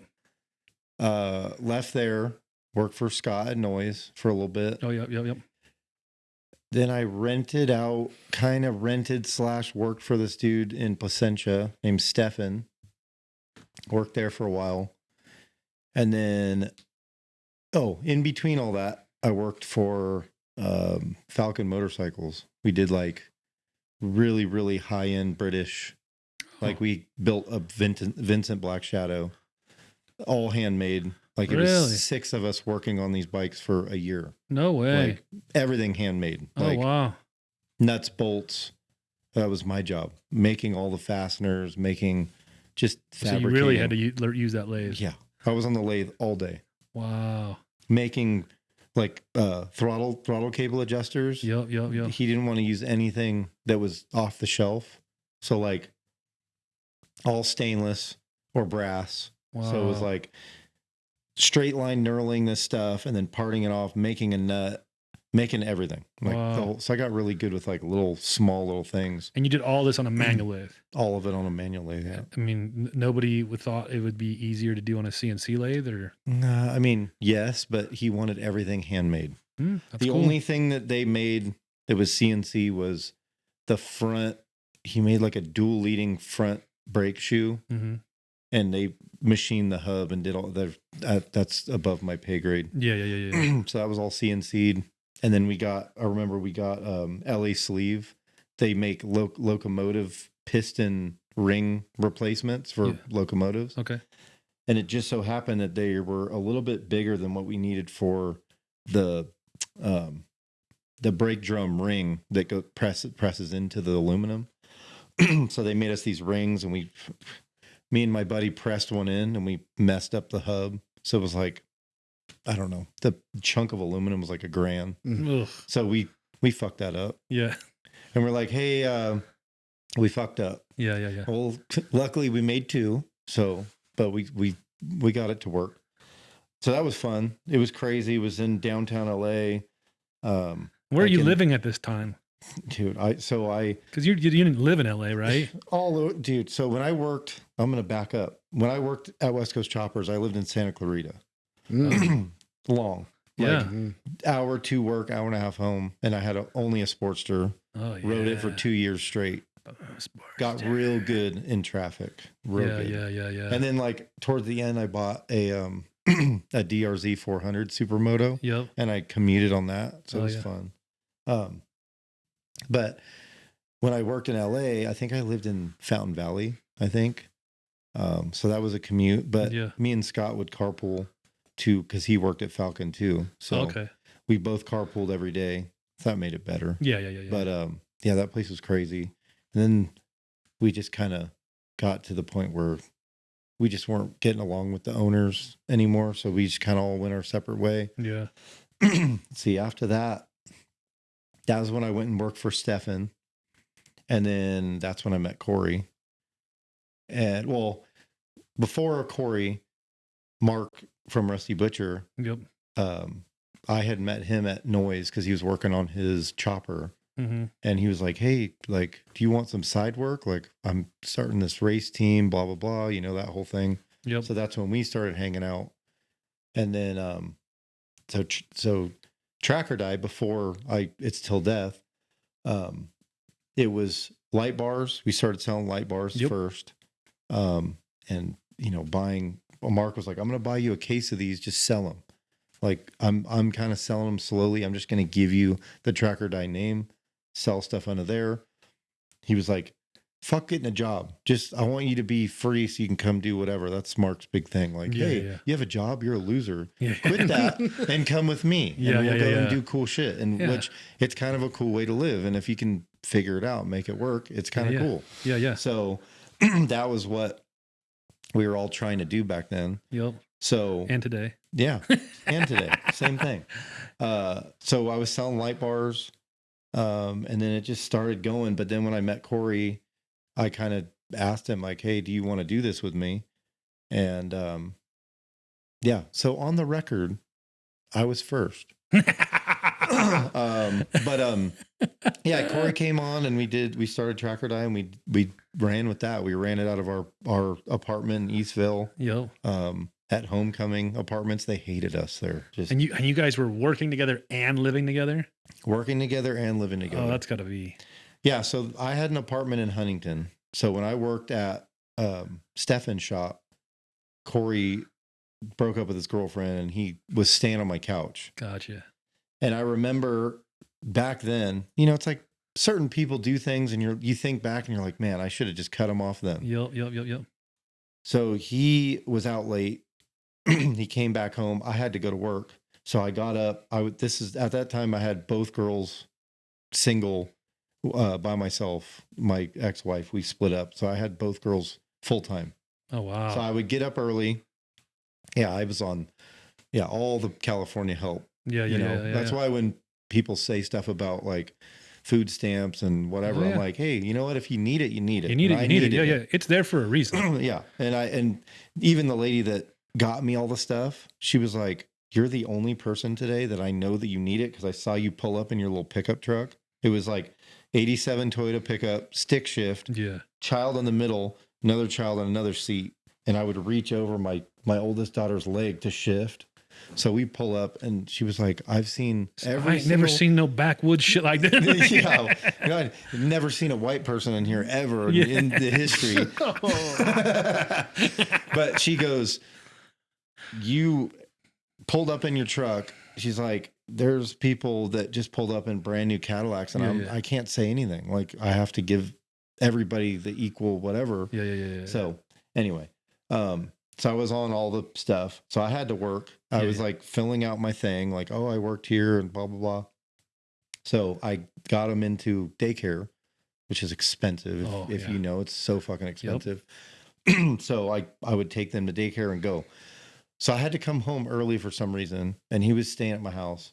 I walk inside and I needed to charge my phone. I think I was going on a date because I was single. So I went in my room and I'm like, where's my charger? I'm like, hey, Corey, do you have my charger? And he's like, yeah, can I use it for like 5 more minutes? It's almost like 100%. I'm like, sure. So I took a shower, I get out and I'm like, yo, let me get that charger. And I remember he goes, unplugged it and throws it across my fucking apartment. Mind you, I didn't charge him rent. He throws it across the room and it hits the cabinet in the kitchen. And I go, bro, did you just throw my charger across my apartment that I pay for? I was like, you can get the fuck out of here. So we had like a little squabble, whatever. And I don't know what his deal was, but that was like a red flag in the beginning. I'm like, Jesus Christ. You should have just walked away. Yep. So hindsight. Crazy. Yeah. But so anyway, did Track or Die. It was good for a while. Then it wasn't. Yep. Met you in between. Yep. And then I'm here now as Til Death. Yeah. We can get more into the whole Track or Die Til Death thing. If I'm interested because I've heard, you've told me bits and parts. We in the beginning we were all friends, and then we had me and Corey had a falling out, and it seems to be that's the common. That was the common denominator. It's always like that. Yeah, like even when we had our shop, we all had our shops at the same time, and I remember when people would come into my shop, they would and start talking for any reason about Track or Die. And I told you this after the whole thing. The common saying was, "Fuck Corey, but Steve's cool." Yeah, it literally is. I think I'm gonna get that tattooed. Yeah, on you me. Probably should. Yeah. But and I have my theory of the situation, but let's hear some details. Yeah. So it was good. Corey's not the easiest person to get along with. He's an only child, right? He's an only child. Yeah, that's what I thought. And it's very much so that case. I know other people aren't like that, but there's a lot that are. There is a lot of only childs that are like that. They're spoiled brats, don't understand what no means, just their way or nothing. Mm-hmm. It's the common. Yeah. It's pretty common with only children. So it just, I don't know, it started out as both of us being a wrench. Yep. I know he was jealous of me. Mm-hmm. I was a little bit bigger than him. girls like whatever. Like it's, I will say this, like I'm very big on like, I'm kind of a humble person. I joke about like, oh, fucking, I'm the man, but it's all a joke. Yeah. I'm very, very big on being truthful, integrity, and being humble. Yeah. Like I don't normal man, what should be normal man shit. Yeah, exactly. And my dad taught me all that, and he instilled that in me as a youngster. But Corey always tried to one up me. Always. And it was like I would be able to do something in the shop, and he would try and fail, and just would kind of throw a tantrum. Yeah. So I was always the better wrench. So naturally, when we started doing parts and things started getting more busy, he went inside, and I hate computer shit. I'm not good at it. Yeah. I can figure it out. I'm not completely illiterate. Yeah. It's just, it takes me longer to figure things out. He's very good. He does have his strong suits. He's very good at figuring things out from not knowing anything. Yeah. So he'll go on, he'll do the research, and he'll figure it out. I can do that on mechanical things, computers. I'm like, you want me to hold 17 buttons on the keyboard and then hit, I'm like, no, what the fuck is that? I don't get it. But anyway, so I was a lot older than him too. So the maturity thing. Yep. Even people that are young that act mature, they still don't have the maturity of an older person. Well, that maturity comes from experience. Yeah. It doesn't just come because like I want to be mature. Yeah. You know what I mean? Like it comes through life experience of bullshit and things that you've gone through and things you've realized like, oh, I can overreact here, but it ain't going to do me any good because I did that 5 years ago and look what happened. Like, so it's, young dudes, no matter how mature they want to act, they ain't got that experience. Yeah. Most of them. Right. The ones that do, like you almost feel bad for them having that much experience that young, like, what happened to you? Yeah, dude, show the point where they hurt you, like, but yeah, it's a lifetime of bullshit to get to that maturity. Yeah. So, so he naturally went in and started doing the online store, and we were killing it for a while. Like it was great. Yeah. And when we moved to where the shop is now, not the same building, but in that same complex, things started getting a little weird. He kind of got, we started off both of us straight edge. That doesn't really mean much, but it does when you have a goal and you don't have to worry about the other person having substance problems. That just is not there. Yeah. So he started smoking weed and he hid it from me, which is weird. It's like, dude, you're an adult. If you want to smoke weed, just smoke weed. But you kind of got to tell me this stuff. Like you're hiding it from me like I'm your dad. Yeah. So I found out through somebody else. And then one day I walked in the shop and it smelled like a fucking dispensary in the shop. And I'm like, no, this ain't going to fucking happen, dude. Yeah. I was like, he was living at the shop. I banged on his door. I was like, get that weed the fuck out of here. Like, I'm not coming to my shop and it smells like weed. Yeah. Like as nerdy as that might be, it's just weird. And it's like, if customers are coming here, if you walk in a shop come there too and shit like that, it's like, I was already through a divorce, have 2 kids. I'm still a goofball, but there's certain common things. Like I would never, if I smoked weed and my buddy was straight edge and I used to be, I'd be like, I'm not bringing weed to the shop or leave it in your car or, whatever. It was just like a comfortability disrespect factor with each other also probably started because you guys were both straight edge. Yeah. You know what I mean? So you knew what the other, I've never been a straight edge person, but I have spoken to straight edge people and like it comes with a certain, code of ethics, we'll call it, you know what I mean? And there's certain things you do and don't do. Yeah. And if you already know that, and then all of a sudden it changes, that to me changes the whole dynamics of the relationship. Yeah. Which obviously is what happened, because, why would you want to be now signed up with, let's just say an alcoholic or a fucking, when originally you signed up with a fucking another, straight edge person, so you're like, cool, I don't got to deal with X, Y, Z. I just got to maybe deal with, him being a fucking faggot, idiot, if that was, faggot, if that was his shop, if that was his shop, just his shop. Yeah. Who cares? Yeah. I can't say a word. But it's also mine. It's not just his. So I feel like there's a lack of respect there. 100%. That's kind of what it was. Just, it felt like a slap on the face. And I'm like, dude, so real quickly, I was like, you can't do that. Yeah, and then we calmed down, whatever. But it just got worse. And then apparently he started taking Adderall at some point, and a lot of it. Wow. And then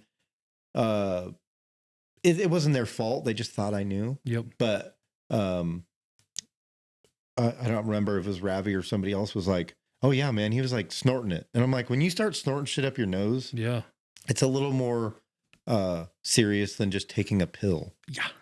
Like that's weird, you know? Yeah. So that's next level. And then it all made sense. I'm like, okay, so the days that he would lay under the desk and being sick, I'm like, he was trying to withdraw, like trying to quit and withdrawing from it. And I'm like, nobody has like, unless you have chronic ulcers or like something going on with your stomach. On your menstrual cycle. Yeah, well, he was. It was for sure his time of the month, pussy.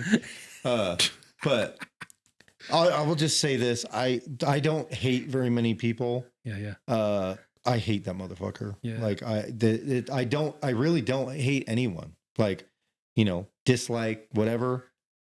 That dude is the only person that, when you fuck with my family and my money and where it comes from, and like I'm still going through it. I still owe the state of California $140,000 because of his dumbass and from tax shit, like because he didn't pay sales tax ever. Yeah. So I'm like, you fuck with my family and my well-being, and you know where I get money from is, you know, a big deal. So fight on sight, pretty much. Yeah. It's well, I mean, I don't know. I mean, I know it affected our relationship together, because because of him, we had a falling out, and like before you guys had exited your partnership, or you know whatever you want to call that. I think you hit me up at one day and was just like, you know, hey, I'm just making sure everything's, you know, amended us, you know, between everybody, like, you know what I mean? And you would DM me, and I was just like, it was actually never about you. Yeah. You know, it was. Well, the crazy thing about that whole situation, I think I told you this. He made it seem like it was you. Oh, so yeah, like I found myself, and like I said, like I don't like having enemies, even like people that have done me wrong. I'm like, hey dude, I forgive you. I come from a Christian biblical background, so forgiveness is a big deal. So I'm like, I'm going to just forgive this person and move on, because holding a grudge, whatever. So one day I was just walking around. I was like, you know what? I'm tired of not liking somebody. Then that's when I hit you up. I was like, hey dude, I'm trying to turn a new leaf. Yep. I apologize for being an idiot. Yeah. And then you were like, hey, Corey put this, and then it just all made sense. Yeah. Like, I have screenshots. I'll have to share them to you. I would always screenshot shit like that, because it was always, especially that situation was super weird. When I remember where I was at when he's texted me. We were in the fucking river, or the concrete riverbed in Fountain Valley, filming Jerry and Lisa's FXRs. Me and Ryan were, and he texted me, and I was like, this motherfucker.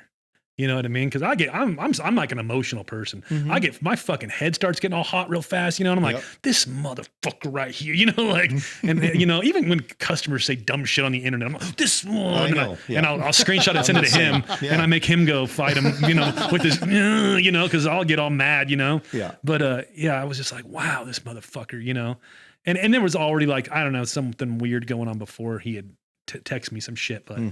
Yeah, and then it was just like, well, I'm done, you know, because I'm weird like that too. Like, I've been through some shit myself, you know what I mean? And I'm like, if you want to act a certain way, I'm cool. I'm done. You don't exist to me. Right. I don't want to fucking have that energy. I don't want to put energy towards you.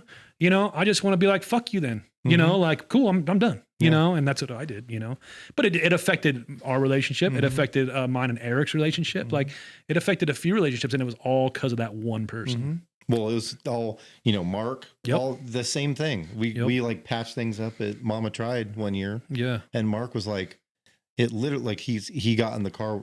Corey was like drinking, and he was like, oh, come with me. We can talk, you know, whatever. He's like, no, I'm gonna go with Steve. Yeah. So it was him. I think it was just him.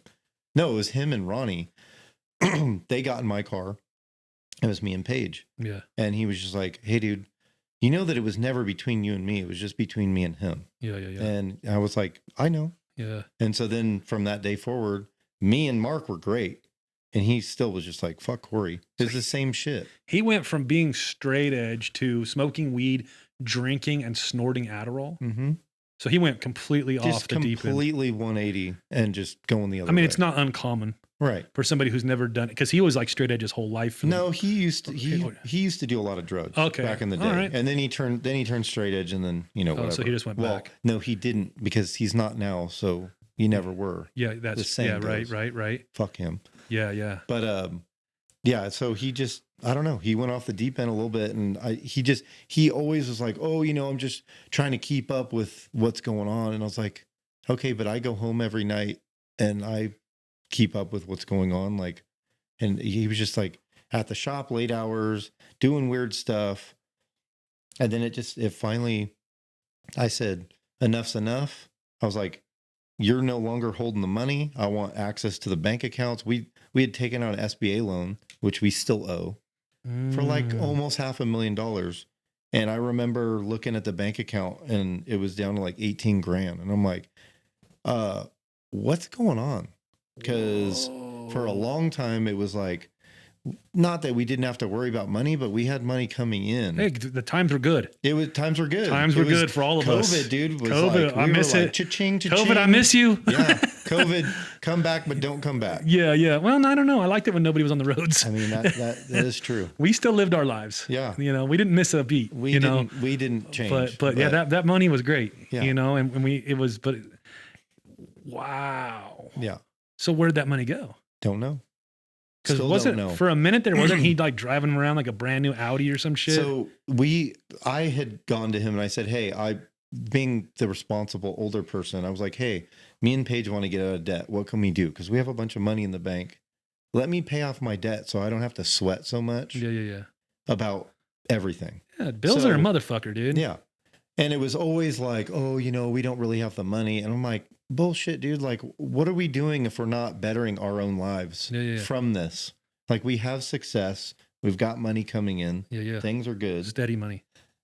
Steady money. Yeah. So, and he was just always like, oh, but if it wasn't his idea, he wasn't down for it. So then I guess he was like trying to surprise me and buy me an Audi. And his girlfriend was like, don't buy him that. He's got 4 kids. Like, what is he going to do with an Audi? Yeah. He can't fit all of his kids in the Audi. Like, just give him the money he wants. And I bought like a Scion XB and drove that around because I don't care. Yeah. So, finally got the money, but I had to we made the commitment. He bought his car, and then I got half of what I was supposed to get, and then I had to wait.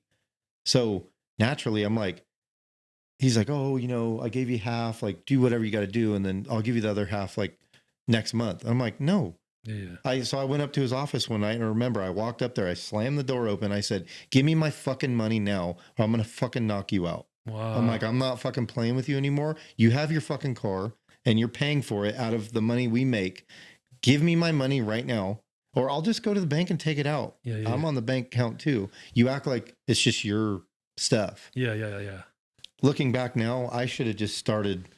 I shouldn't have, because it would have been embezzlement, but he straight up embezzled money, and it's illegal. Does it, like, I started looking into it, and it's like, if you take an amount of money without telling the other person, doesn't matter what it is, you take $500 from the company and use it for your own personal gain, considered embezzlement. Jesus. Yeah. So, looking back, it's like I could have done a lot more things, but I'm glad I didn't, because I have a clean conscience. I didn't do any of that shit. I wasn't being a piece of shit. Sometimes that means more, having a clean conscience, and I've gone through some shit, with I've gone through a divorce and stuff, and there was some, like, through that, I've been drinking pretty much since I was in high school, you know what I mean? But like, through that time, I quit drinking because I was like, I don't want to do anything stupid. And everything I always did through that situation, I did the very best that I could, and the decisions I made, and I could always hold my head up high, knowing like and it was at the same kind of concept. Like, I want to know, getting through this, that I did the best that I could, and not be like questionable, like later on in life, like, you're kind of a piece of shit. You know what I mean? Like, so I totally get that. I don't think we ever got that detailed into the situation of what happened. I know we spoke once or twice about it, but it was just little like highlights or what things. But I know also that wasn't his. So he's now in Milwaukee, right? Mm-hmm. and his chick was working Mama Tried the year before last. Yeah.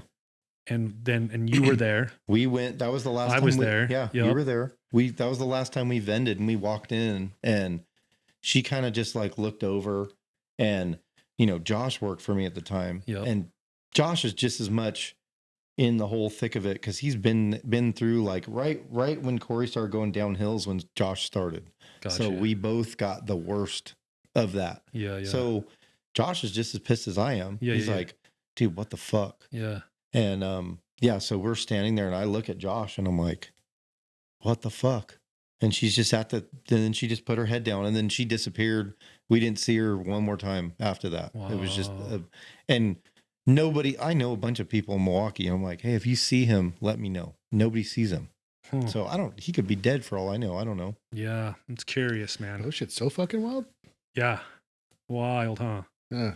Fucking, it's, yeah, I remember one day I was driving, like after all this kind of happened, the last straw was I went up and I told him, give me the envelope of money. And he said something to me, and it made me so mad. I walked up and I had my fist cocked, ready to knock him out. And he said something else. And I was like, you know what? It's not worth it. He'll call I'm gonna cops. walk away. So I start walking away, and he's a pussy. Oh yeah. He picked up his mouse from his computer and threw it. Terrible throw, by the way. Fucking take some testosterone, you piece of shit. But he threw it, and it hit the sliding door. And so I turned around and I grabbed it and I hooked it. I purposely threw it at the wall, but it like stuck in the wall just to prove a point. Whatever. Yeah. And I was like, stay the fuck in your office, or I'm going to hurt you. Yeah. So I went down, his backpack was downstairs, and I always thought it was weird he would carry around our money, the petty cash thing. So I take it and open it up. There's like 15 grand cash in there. I'm like, what are you doing walking around with 15 grand? Why do you need that much money? Yeah. I think he just wanted to be big dick baller so bad that he just felt like having that money in his backpack. He just was the man. He drove the Audi. I think he just wanted to be the man. He wanted status. It was all about that. Well, like, cause I don't know his chick now, or the one that was his last chick, but the one before that, she was big dick. Yeah. She was the heir to the Seagram's alcohol. Really? Yeah. Yeah. The chick, like, she was the granddaughter of the guy who started or some shit. Yeah, granddaughter. So she was big money. Yeah. Big money. And he liked that. Yeah. It was 12. Her like living expenses was 12 grand a month, was just automatically deposited into her bank account. And I remember she would get to the end of the month and she would have to wait to spend $500 because she had to wait for the next. That's how much money she blew. Just stupid. I'm like, you could have bought a mansion in Corona overlooking all of Corona with tennis court. They went bought Corona. Yeah. 12 grand a month. You could literally afford whatever the fuck you want. Yeah. And you just wasted it. And then they bought a place in Costa Mesa, tiny. It's like the opposite of whatever. But I think he got a taste of that life and was like, oh, I don't know any other. Yeah. I'm easy. Yeah. If I have a motorcycle, I can, pay my bills. I'm good. Yeah. Dirtbag things. I don't need fucking fancy shit. It's so crazy because I didn't know, like, obviously I've heard of the companies, and then I just. Lorenzo's so diehard Speed Kings, he doesn't know nothing about nobody else. Oh yeah. No, like I have other friends, and I have had a chain kit before. From them.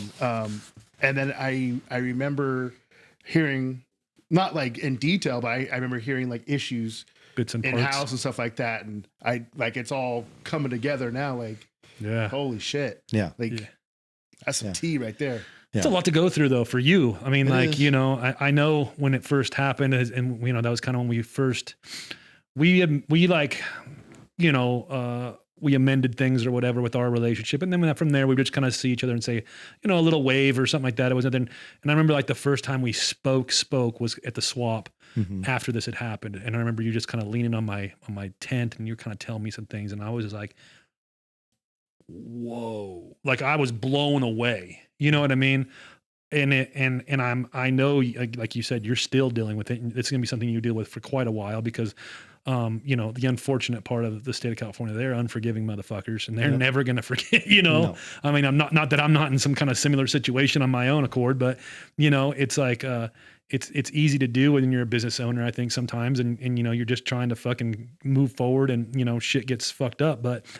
It's wild to almost have to deal with it because of us. I don't know what would be a partner or another person. Like it's man. The only thing I can say is I ended up with the tools. I still have all my machines. Obviously we had a CNC. We got rid of that, which was a stupid mistake. It was a stupid purchase. I have my own. It was a stupid purchase. It's just but it's like, I mean, you did. I think you did the same thing. Like Corey just had this like. Oh, I can buy it and I can learn. Yeah. And I'm like, why are you doing that when we're already doing well? Yeah. Let's just continue making parts and have someone who's done it before do it. Yeah. And luckily, thank God, Paul's the man. Paul is the man. Paul Cavallo. He's my savior because he hit me up and he was like, hey man, I heard that Corey dipped. He's like, he owes me money. You do not. I want you to know that.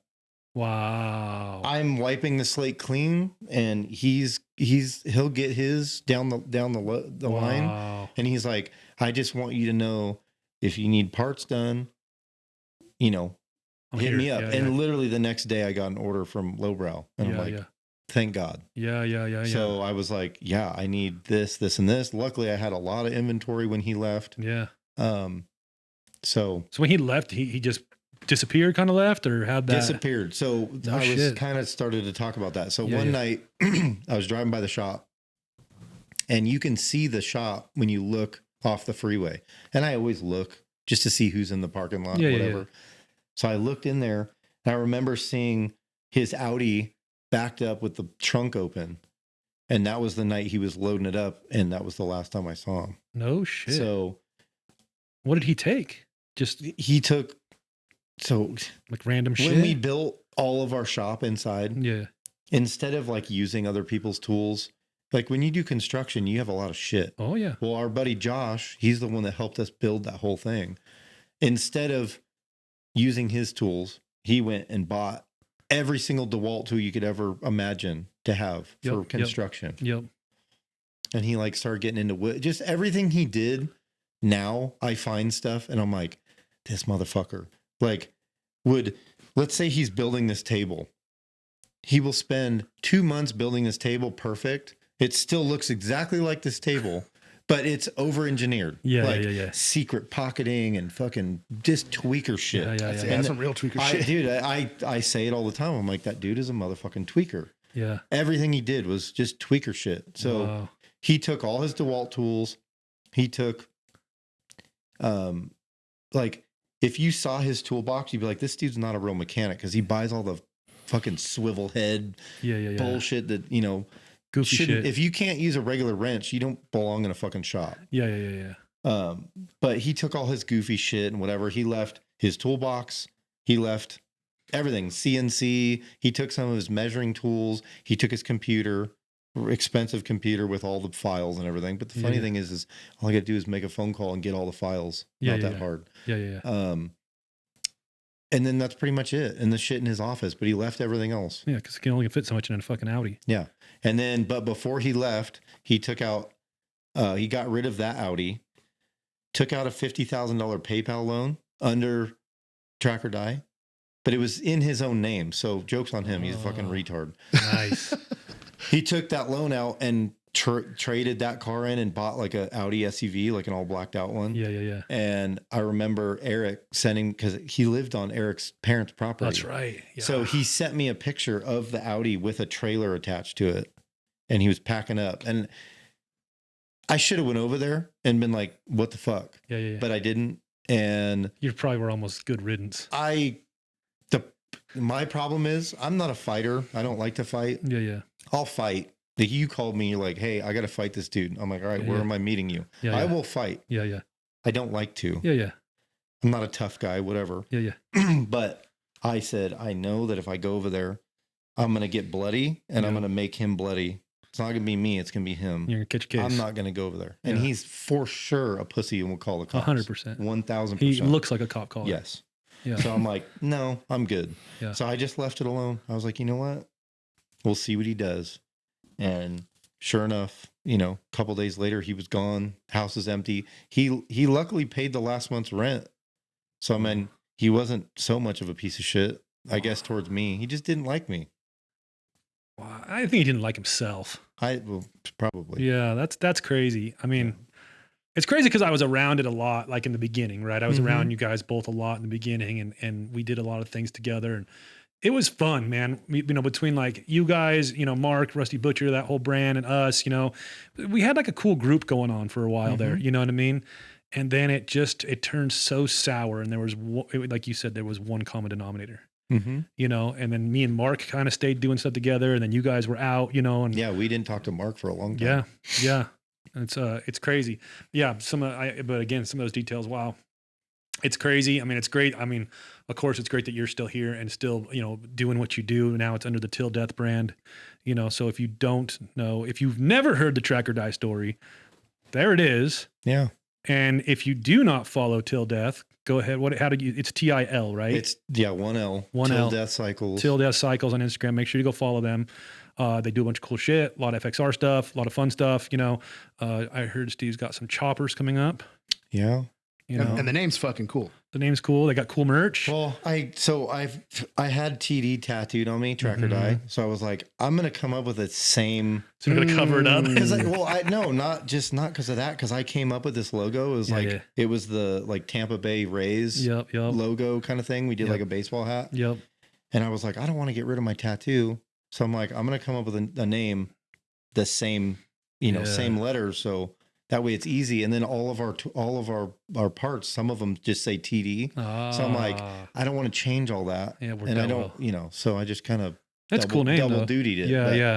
Yeah. I mean, so again, crazy. That's a pretty wild story to get to go through. I mean, I've got a decent one that we had a story to go through, but it's and I know what it's like. It can feel like your whole world is crumbling for sure. And then especially, I mean, it sounded like you had to uncover things in layers. Oh yeah. And it's just like, as you get through one, the next one just kicks you right in the fucking dick. Yeah. It still happens. Yeah. Yeah. Still happening. It's wild. Yeah. So what are you guys doing now? What's the upside to this? Upside, we're selling a lot of parts. Yep. Online store still kicking. Good. I'm terrible at social media, but dude, I get 20 to 50 followers a week. Nice. Just naturally. I don't know. Yeah. I don't really post that much. I repost stories and whatever. And, so we're just kind of doing the thing. Yeah. And that's what I think some people don't realize too. Like, to rebuild your whole social media branding and following, that's not easy. No. Especially for some of us who have had this same account for 10 plus years. Yeah. You know what I mean? We've been running the same branding name, everything. So, I mean, our following, is we may have a large number. Some of them may not even be around anymore. Who knows? They're just dead accounts, but it's like, dude, it takes a lot to build that, and it's like, and the problem is, I think it may have been easier to build it 6-7 years ago. Now, definitely, there's so many motorcycle accounts and so many brands and like, people that are really doing high end media with like, and I don't mean to disrespect it, but low end companies will call it, you know what I mean? Right. And so it's a full-time job. Yeah. Creating media, editing, posting, all that stuff, just being responsive. It's a lot of fucking work. Lots. And people don't quite realize that for us companies, even though we may have a larger following number or a growing following number, it's just usually like one fucking person, answering the phones, DMs, emails and blah, blah, blah, and we're still trying to get work done. Yeah. And it's well, now I understand why old biker dudes that own shops, they're assholes because they're doing everything. Yeah. Or most of the time they're old ladies answering the phone. Yep. That's like the old staple. But dude, I see myself being that old crotchety old man because it's like, dude, I'm one person. I cannot talk to you on the phone while I'm working on something. Oh. or shipping stuff or whatever. Now I do a lot. I'm not even in the shop very much. Yeah. I got two techs now. Ernie runs the front. Ernie's the man though. Yeah. He's killing it. Yeah. Dude, yeah. I can't say anything, but nice things about, he's got a big personality, but so what? He's got a great personality. He comes in and he hands me a stack of cash at the end of the week and he's like, here you go. I already paid everybody. This is what's left. I'm like, this has never happened. So yeah. Shout out. That's Ernie. a manager right there. Yeah. He's doing a great job. Otto always says it best. To be successful in this, you got to have a team. Mm-hmm. And I've had a team, and in the last 2 years, it's just basically been me. But I'm starting to build a team again, and that I'm very, our last 2 years of business have been very fucking rough. You know what I mean? Through our shitty fucking partnership, and like, just having to downsize from having a shop in the city to, even though I love my shop on my property, I'm very fortunate, you know what I mean? I don't know where I'd be without it, but it's a kick in the dick. When you've worked so hard, just like, when you've worked so fucking hard and there's these things outside of your, the scope that you can do or scope that you can handle that fuck you. You know what I mean? And it's just a kick in the dick. And then last 2 years, it felt like every time something good would happen for me, something bad would happen immediately. We're going to get this bike build. Oh, cool. My transmission just went out of my truck. Yeah. No joke. Yeah. I drove to pick up a bike for a pretty good budget bike build, load it in my trailer. I'm driving home with the bike in my trailer. Transmission goes out in the truck. And I'm like, you gotta be fucking kidding me. You can't just give me 1 day, like 1 day. one fucking day to be happy, And it's just been like that the last 2 years. Like, and it's just, for me, it put me, I don't know about how you handled it mentally, but for me mentally for the first year, it put me for a pretty good depression. And I just never really, I know I had depression when I went through my divorce and stuff, but this was different, different circumstances, different, whatever, but this is also your money. This is how you live, and when that changes, I mean, it's rough, especially all the time, work, energy you've put into it. And it's not only putting into this company, but we put into our community, in motorcycling, it's not just, I sell fucking bars of soap. You know what I mean? There's no fucking bar of soap community. Maybe there is. I don't fucking know. You know what I mean? But it's like, dude, we put into this community, it's not just like, oh, we're here trying to steal $1. We're here for it all. We're here putting on shows. We're putting on events. We're putting, you know what I mean? We're doing group rides. We're doing all this stuff. That's a way of like, self-promotion for our brands, but it's also to give back or to be involved in this community that we do cherish. Absolutely. You know what I mean? And it's hard when things get twisted. Like for me, one of the biggest things when all of our stuff got twisted up is like, I need to make sure I do the right things, for one, for my own moral compass, but for two, this is my community and I'm not going to not be able to show my face in it. Right. You know what I mean? Yeah. And that's a hard part. Cause I know like you had a bunch of stuff happen when everything got fucked with like customers and things like that. Oh, yeah. And it's huge. And it's not like you want that to happen. You're not trying to, you know what I mean? Yeah. Our customers, all of them mean the world to us. We wouldn't be here without them. Right. It's hard, man. Yeah. I mean, it's like I said, when this all happened, I had to it's okay to eat shit sometimes. It is. You have to show vulnerability sometimes. Just people. Like, if you don't understand that, then maybe you're not the guy that needs to be buying stuff for me. But I had to eat crow when I found out that everyone was buying stuff and they weren't getting their product. So I was sending stuff out. There was no money coming in. Yeah. And he was funneling it off to his own account. So I put a stop to that real quick. Yeah. But there was a point where our Instagram got deleted. He deleted it. But the Facebook was still around. So I could go, or I just couldn't get into the account. Yeah. Because he locked me out. So I went on Facebook, figured out, that's when Meta bought everything. Yep. And I was able to post it to Facebook and it went to Instagram because we had 120,000 followers, I think, before it closed down. So I got on there and I just made a video. I was like, hey guys, like this is what's going on. I'm really sorry. I'm going to do my best. And before he realized it, I was just like 50 refunds a day. Like it was a lot. It was like list, but it's probably like 200 orders. Wow. So I just was going through refund, and it was taking the money back from him and giving it back. I think there was only 3 people that didn't get refunds, but I told them like, hey, I have the stuff. I'll send it to you. Yeah. I just need, you have to send me a screenshot of your order because I have nothing, no emails, no nothing. I'm not just going to send you product. Yeah. Send me a screenshot and I will. And I think I took care of everybody. Yeah. It was a pain in the ass. Oh yeah. And it definitely was humbling for me. And I'm like, I felt like shit. Of course. In the time. Yeah. But then after it was over, I was like, everyone was like, hey man, like people I've never met. They're like, hey, we saw your video. I'm really sorry that happened. If we can support you in any way, we will. So, you know, the community thing is huge because they supported the hell out of me and they still continue to. Yep. I'm just a dude. Like I want to do cool shit. I like when you and me started, it was like very much like this tough guy fucking. Oh yeah. And I just am a nice dude. Yeah. I didn't have that. I just want to joke around, you know, like dick and fart jokes. Yeah. That's it. Fucking, you know, whatever. Hey, you're gay. Yeah. So are you. So hell yeah. Fucking high five. High five. We're gay together. Dick 5. Dick 5.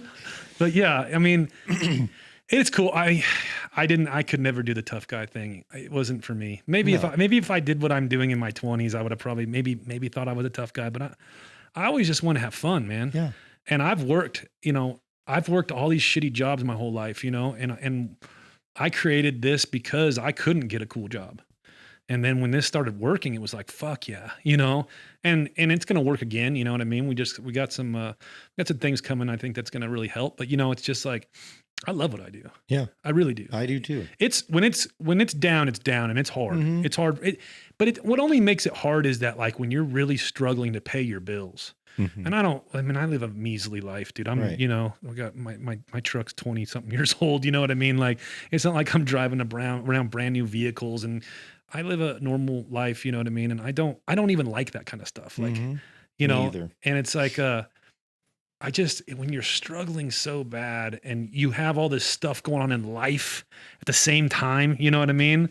And you're like, fuck, man, this wasn't supposed to be this way. No. We just worked our ass off to get here. And now we're back in the fucking dirt. You know what I mean? Like, but it is what it is. It's going to make you stronger. It's going to make you, you know, I think the lessons we're going to learn in the next year or two more, like through whatever this world is doing right now, or through whatever this economy restructure that's happening from COVID money and things like that.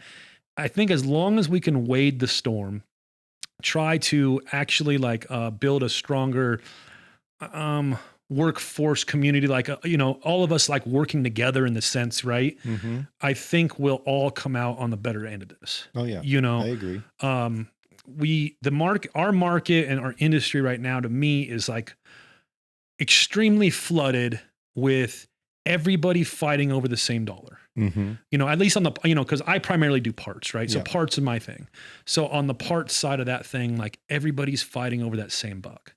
And it almost we need to figure out something else. Mm-hmm. Because, and not that this is the first time this has happened, but something's got to shift one way or another. And it's going to end up putting, you know, definitely going to put some companies off to the wayside, which we've seen a lot. Yeah. I mean, let's be honest. I mean, I couldn't tell you how many clothing companies or new parts companies I've seen come and go in a year's time, in a 5-year time. Like they go so fast. Since we've started, there's been a ton. Yeah. I started doing Speed Kings, which would be in 2013, I think. I think 13 is when I started doing it. Started manufacturing parts and selling at the swap meet. Mm-hmm. And so it's been a minute, you know, and it's crazy how many companies I've seen come and go. Yeah.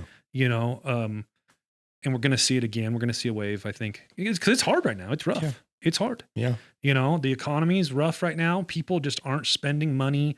You know, I heard that Harley was down like 52% last year. That's a fucking lot of money. Mm-hmm. And if people aren't buying brand new bikes, they're definitely not necessarily putting a bunch of money into the bikes they've had. Right. You know what I mean? A lot of these guys, their bikes are done. They don't need necessarily new risers, bars, and bullshit and this and that and the other thing because they've already got it all. They've spent all their COVID money on that, you know. So it's like if they're not buying new bikes, what are we selling? You know. So it's nice that the service side is kicking for you guys. You know what I mean? Yeah. I mean, what you guys have? Is it primarily service, or are you guys doing like custom builds also, or what are you guys seeing come through? We're doing it's a lot more service. Yeah, a lot more service. Just general stuff. General stuff. I think we have 12 FXRs. No. So that whole FXR wave is really helping is helping because none of them run. None of them run, and they are stupid motorcycles. Yep. But yeah, we have a lot of that. But it's like service stuff and builds. But pretty much we just don't turn anything down. Yeah. Like my buddy Andrew, he comes in on Mondays, and now we're doing dirt bikes and anything. Wave runners. Like, dude, it's like everyone I meet. I'm at the gym. I met this dude and he's like, I got 4 quads at home. They don't run. They just need carburetors done, whatever. Yeah. And Andrew is crazy. He comes in and he's just a workhorse. He comes in and gets stuff done. I'm like going to the bathroom and I hear a dirt bike start up. I'm like, you're already done? Jeez. I'm like, why can't I not? I just don't want to do that. Yeah. But we just don't turn anything away now. Like we somehow stumbled onto something. I don't know. But this dude with an e-bike came in and he was like, I've been all over Riverside, Corona, Eastville, everywhere. Nobody will change an inner tube on my e-bike. So we charged him a half an hour at our rate. So it's $70. Yeah. To change his tube. And he is pumped. Oh. So the e-bike market's really big, dude. I mean, it's easy. So like I'm at the point now where I'm like, oh, you need stuff done on your boat? Yeah. Well, I just built my boat and sank it. Yeah. It sank? Oh, I didn't tell you about that? No. I saw that you built it and finished it. Sank to the bottom? Me and Paige built the whole thing up. We went on a trip. We should have never been in Havasu. Sunk it 30 feet. Oh. And it was underwater for 4 days because the weather was so bad. Shut the fuck up. That was wild. You just took on water? So yeah, just took on water. I mean, it's a jet boat. Yep. He had one. He just sold one. No business being in the big part of Havasu. No, there's no. So we went and hung out in, the channel for a couple hours. Beautiful, gorgeous. What were you wearing? A Speedo. Yeah, duh, you idiot. Thong. I think it was a thong. American flag thong. Couldn't tell because it went through the crack. Coming back from the channel, it was like 3-foot white caps in the middle. And I was with my buddy Mason. Yeah. He was in almost the same exact boat as me. Mine just kept bogging out. Every time I come down on a wave, I hit a wave and it would bog out. So I'd like feather the throttle and get it back up, get out of the water. And it just happened 3 times. And the last one I came down smacked hard and it like bogged out. And I just hear blah, blah, blah, blah. And I look back and there's this much water in the back. And then it started dumping over the back. And I looked at my wife and I said, we're going down. She's like, what do we do? I'm like, I don't know. Get the fuck out. And she's stay with it. She's got her arm up in the front trying to grab the shit out of the front, the life jackets and stuff. I'm like, get the fuck out. Yeah. And luckily the seats came off and we were floating on them. And shut the fuck Sean, the dude who does the trucks at my shop, he turned around and got us. It was a whole thing. So that's fucking dude. Yeah. And then if anything, I can school people on if you have a boat, how not to have a boat. Don't buy a boat. Number 1. Yeah. Number 2, if you do choose to do a boat, very stupid. If you sink it, you have to get it the fuck out of the water and get insurance because I didn't have insurance. It's not mandatory, but I should have got insurance and they cover the sea tow getting it out. Oh. So I luckily met some dude out there as a firefighter. Shout out to the dude out there, but he's a diver and he was like, look, man, this is a shitty situation. It's usually like $3,500 and then it costs like $100 an hour to find it. He was like, I'm just going to do it for the flat rate. I will get it out. And luckily, he's like, I'm friends with all the police out here. They're doing sonar training. I'm going to have them use your boat as a training exercise. So they found it. And then the other shitty thing is I waited like 4 extra days, still didn't find it. Text the dude, hey, I'm going to go home. I have to go and work. Got home, literally dropped my buddy off, got to my house, started unloading the van. I get a text. He's like, I got it. And he got it out. So I got in my car and drove back out there the next day. So quick turnaround trip, got it, came back. Just wasting more money. Yeah. So $3,500 mistake. Yeah. For a $2,500 boat. So now I'm a submarine captain. It's cool. Where's the boat now? It's at the shop. I'm fixing it. I'm going to fix it and sell it. But everybody's like, how did it take on water though? Did the hull crack or something? No, it was just coming over the top. Coming over the top. I mean, dude, you're sitting out idling. You're like this far out of the water. Yeah. And then when you finally get out, you're about. Once you took on enough water just to kind of push that down a little bit more. I mean, it was either water or me. Yeah. If you would have put me in the back, same problem. You start taking a little bit of water. You take a little bit of water, and all of a sudden that back end comes down, and it just starts. It like doesn't stop. Dude. No. It's really fucking weird. It wouldn't take any throttle. It was just like bogging out, and I'm like, all right, well, there's nothing I could do. No way. I had no idea that. I mean, I knew about the boat, obviously. Yeah. Wow. And the craziest thing, it sinks. We get on my buddy's boat. He takes us to the dock. We get out, and I run into one of my customers. He goes, "Oh, bro, what's up?" Blah, blah, blah. And he's got a fucking bitchin' boat. And he just got it off, and it's like draining out. And he goes, "What's up?" Like, "Oh, why you're all wet?" And I'm like, "I just sunk my boat." And he's like, "No fucking way." Well, yeah. And I'm like, I'm going to get out. Because at first I'm like, let's get the fuck out of here. Because I don't know what's going to happen. Yeah. Let's just leave the boat was there. freaking out. So I got her out of there. But everyone was like, hey, man, there's police out here looking for bodies. You probably should come down here and tell them. So I called the police. And I was like, hey, we just sunk our boat. I'm just letting you know. I'm no narc. Somebody sunk their boat. I was like, I'm taking my wife home because she's a little frazzled, and I'm going to come back. Yeah. So I did. And the guy was like, yeah, if you left it, it's $80,000 EPA fine. Ooh. And 6 months in jail. Like, without question, that's what happens. So and I was like, or just don't go back to Arizona. Or, just disappear. And I'm like, damn, all right, well. Guess I'm getting it out. Yeah. Holy Jesus. That was wild. Did I tell you when we went to Martinez? I was dropping the boat in. I forgot to put the plug in. Yeah. I did that. Yeah. Right before we went out, I put it in. I hear blah, blah, blah. I'm like, no, go forward. Dude, I was already back in the boat off the trailer. And then all of a sudden I just happened off the corner of my eye, see the pump. And what's crazy is I just put a new pump in there because like a couple of months before I don't know if it shorted out or what, but it just wouldn't turn off. Like, I had to end up cutting it. I cut it out. Mm-hmm. Or what I ended up doing was I ended up disconnecting it from the switch. And then when I put the new one on there, I lost a screw to plug it back. So I never plugged it back in, but it has an automatic with the bilge on it. Yeah. I was stupid to be out there without checking to see if my pump worked. I mean, I knew it wouldn't work or whatever, but I didn't know that it had an automatic. So I just happened to see it start shooting water out the hole on the sides of the boats. And I was like, what the fuck is that? And I was like, it's fucking weird.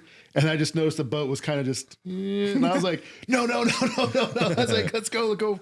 I ran that thing back onto the trailer, but I was just like, that's fucking embarrassing. Because everybody's on the fucking dock watching you fuck up. Yeah. Oh, there's full Instagrams of idiots on docks now. And I'm like, I'm not going to be that guy. Yeah. You're not going. It's in the bottom. I'm already that guy. You don't know. I love the jet boat, but I wish we would have kept ours. But I'm also glad we got rid of it because it's just they're a pain. Yeah, I don't. As fun as it is. I never.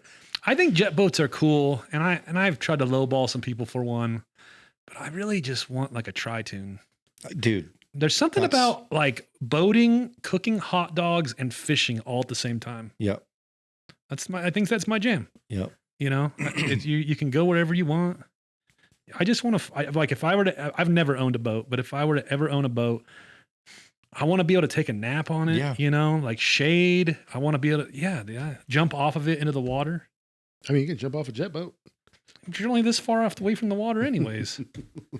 I don't know. I think to me, it's like having a jet boat would be like having a hot rod. Mm-hmm. So it'd be like fun for just you and your buddy or something. You know what I mean? It's a water chopper. Water chopper. It's one of my favorite sounds. Yeah, it was. I mean, I had fun when I went out with you guys, and it was a fun time.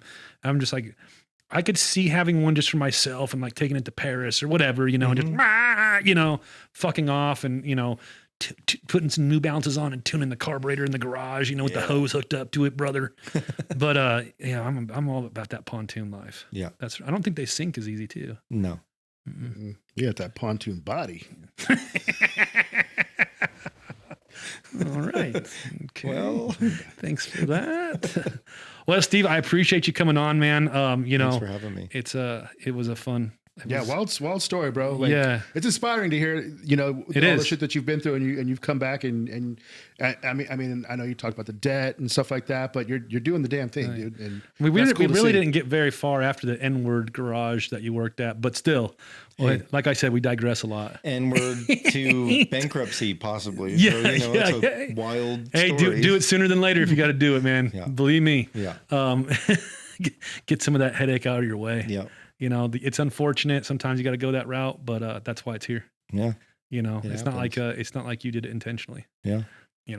So, but if people want to find you, where are they going to find you? At tildeathcycles.com. Yep. Same thing on Instagram. Yep. 1L TIL. Okay. We have a Facebook, but I'm not really, it's just auto post to that. Yeah. That's pretty much it. All right. We have a TikTok too. Same thing. Til Death Cycles TikTok. There you go. That's him. He does TikTok. I try to. It's TikTok's easier than Instagram, I feel like, to get people to follow you. And I don't know. It is. You post a video, you definitely get more followers there because I think they're just hungry for things there. Yeah. I mean, it's a battle on Instagram anymore. I mean, look at how you don't get seen. No. But because look at what you see. Yeah. I don't see anybody I follow personally. No. And if you don't know this about Instagram, if you click on the Instagram icon in the top left corner, you can actually click that and hit following, and it goes back to the people you follow in chronological order, like in old days. No way. Yeah. So if you got to do that.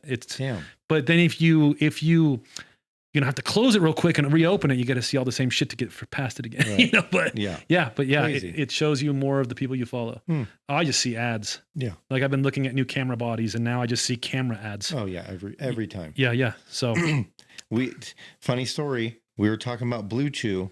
That's all I see now. Yeah. Hey, Blue Chew. I'm like, I don't have a problem. Leave me Not leave me yet. alone. I go to the gym, damn it. What is it? Blue Chew. Boner pills.